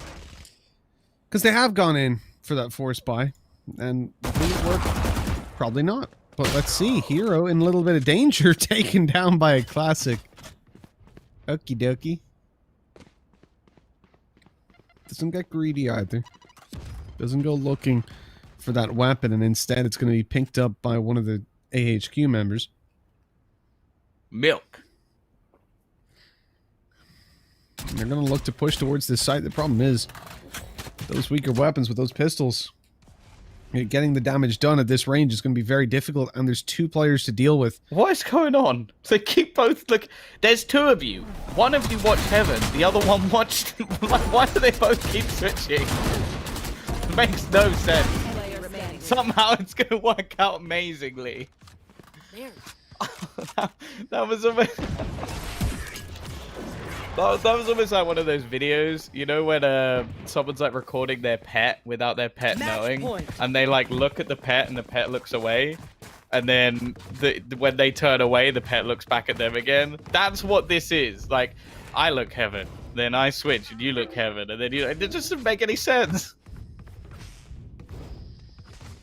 I don't know what you're talking about, Tom. That sounds like a perfect strategy.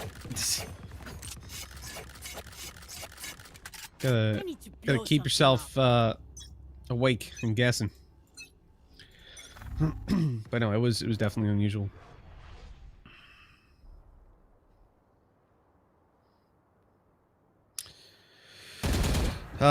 One round to go for AHQ, and I mean, Legends, they've tried their best. They really have. They haven't cleared the corner. That's a mistake straight away. They're being shredded by a Killjoy utility and headshots ringing through for AHQ. And what more can Legends do? IU just ruining.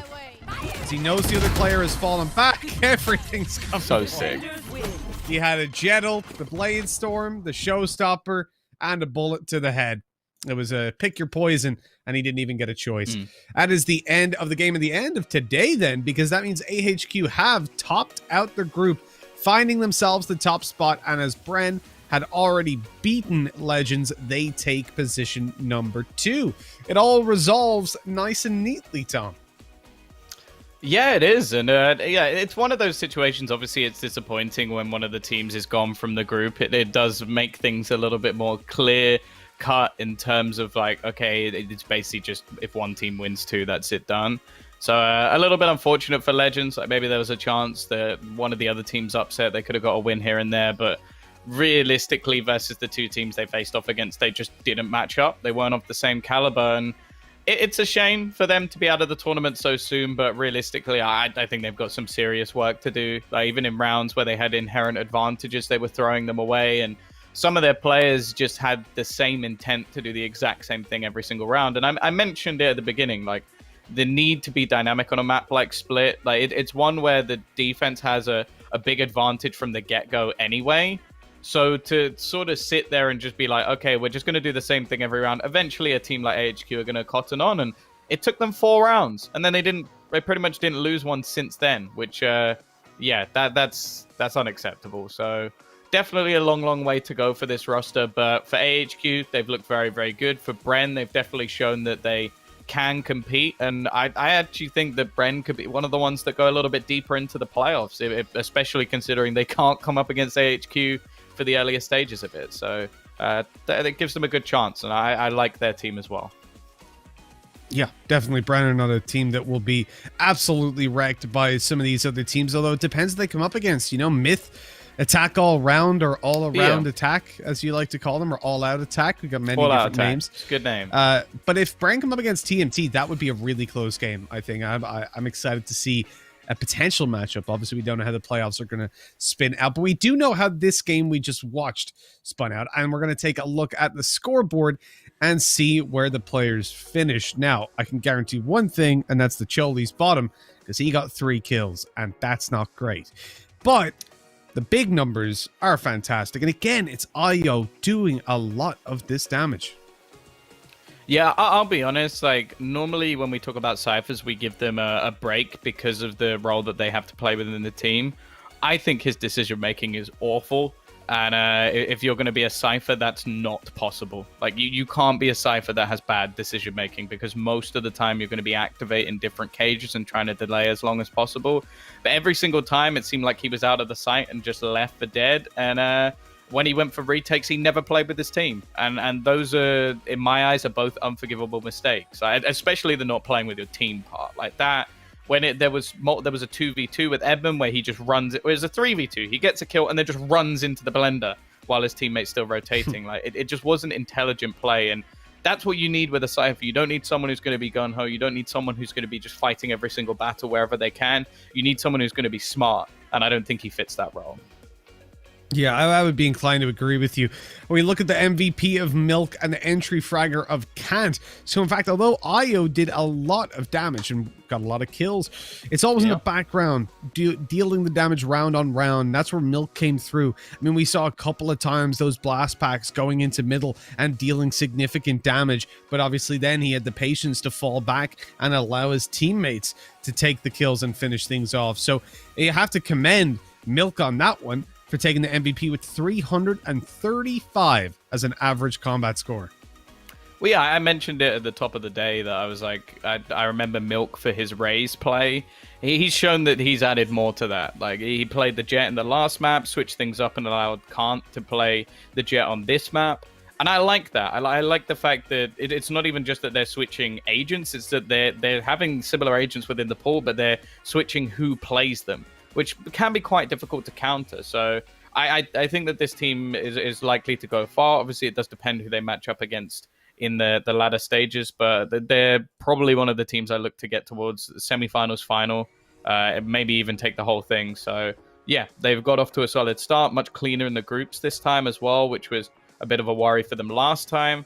And yeah, if you can get through the best of one stage, the best of one random map stage, I should say, and then get into the best of threes, that's, if anything, where they're going to be more comfortable. So, yeah, definitely a team to beat, a team to watch. And, yeah, I look forward to getting back to them because, well, that's us done until the playoffs, right? Because we've got two other casters coming into cover a couple of the days coming up over in a week or so. Yeah, I'm not going to be quite as rude as you are, Tom, but yes, we have two other beautiful gentlemen who are going to be coming to cover us. One with hair, one without. We keep that as a One theme. clinging to hair. Well, if you want to be generous. And so that will be. Love you, Ryan. When is that? That's in like 2 days. That'll be going down, I think, over on the Monday. Should 2 be days? It's 2 on the days. 30th, isn't it? When's that? 10 days from now. Okay, Yeah. so quite a while. In 2 days. I knew it was Monday. It's just the next. But you're Monday, so. you realize the reason you're not here is because you're busy, right? Yeah, I know, and I'm not busy. And you're this not busy Monday, so in 2 yeah, days. yeah. You know what? Tom, shut the hell up. Shut the hell up. 2 weeks. Monday, not this one. The God. next one. We'll be back. Well, we won't be back, but a guy with hair and a guy without hair will be back to bring you some wonderful coverage of German and a Bren. groups C and D. And I think we have to give commendations to the teams that have made it through. That's AHQ, Bren, TMT Esports, and Overtime Esports. It's been great watching these guys play and seeing some of the Asian Valorant scene. Of course, the other groups have teams like Myth, SMG, Attack All Round. So those are going to be some big names with big responsibility on their shoulders to make it through the playoffs. Yeah, I think those groups are definitely going to be exciting. I think although Group D, I would say Attack All Round are the clear victors, but there's an opportunity for another team to obviously get their way through. On the other side of things, I think Alter Ego and Kingsman have a pretty big mountain to climb, because we've got Myth Attitude, obviously the previous Thailand Attitude, and T SMG, who both made it to playoffs last time. So I think those are the two we'd expect to get through, but we've already had an upset or two along the way, as we sort of mentioned. Like, this group was clean, but if anything, like, only one word not making it through the group in Group A was definitely a bit of a surprise. So there may be a few more surprises to come. Of course, we won't find out until the playoffs in December, but we can see what will actually happen over in the next couple of weeks. So make sure you stick around. If you're not already following the page, the channel, whatever you like, make sure you do that. And yeah, as said, we'll be back in 10 days.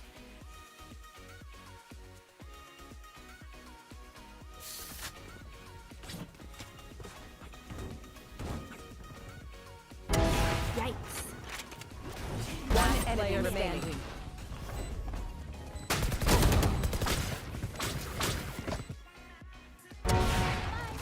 Thirty seconds.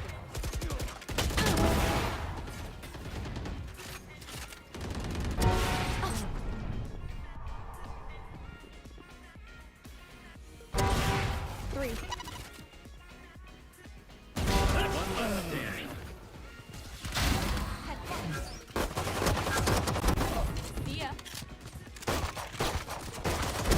Spike planted. Spike planted.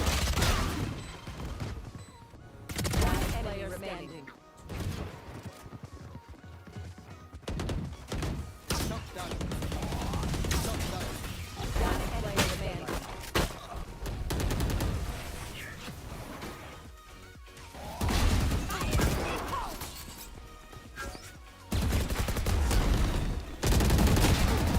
One player remaining.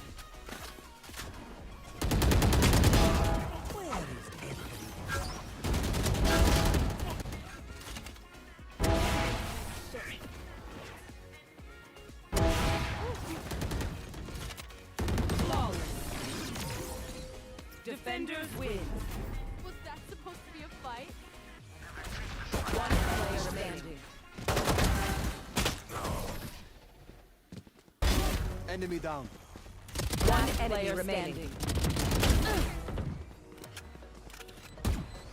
One player remaining.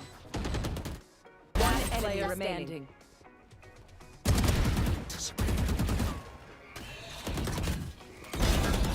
One player remaining. Bomb grenade out.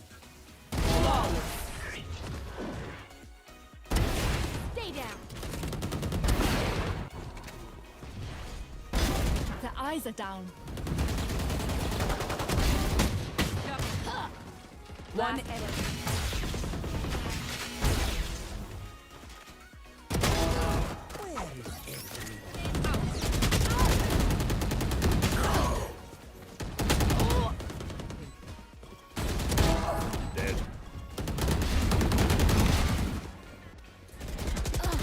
One player remaining.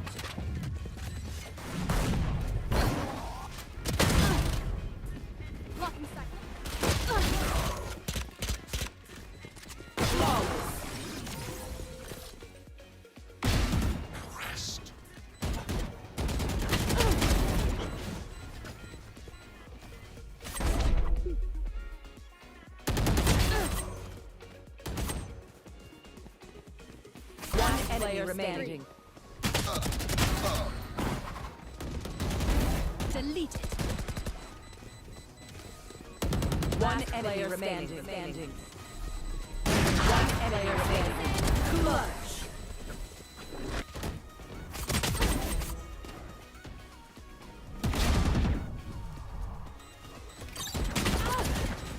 One enemy remaining.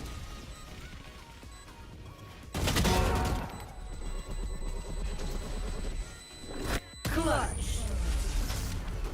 Attackers win.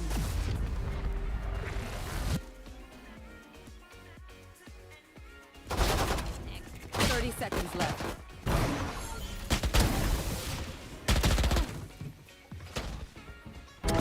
Clone kill.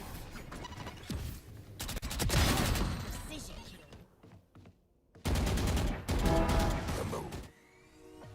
One enemy remaining.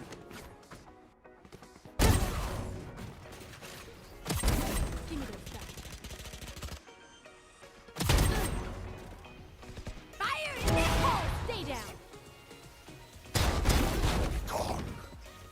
Get it.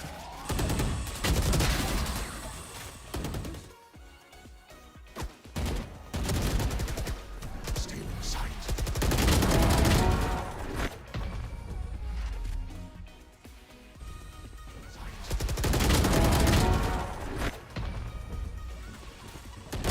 One down.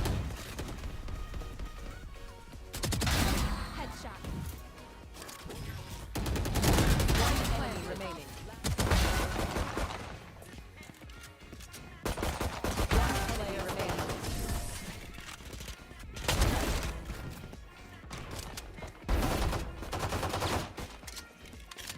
One player remaining.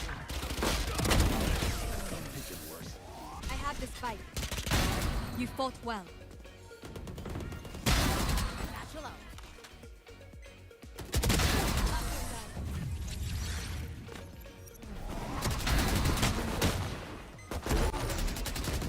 One player remaining. You should run. Get out of my way! Fire in this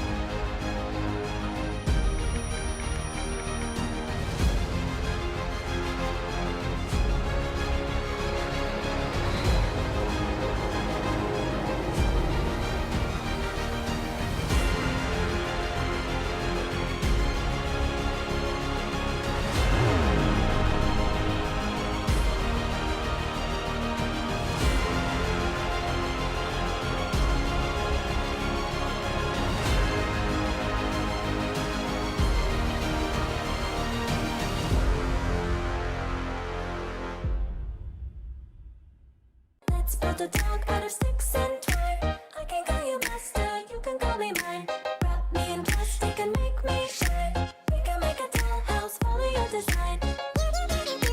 You can call me mine.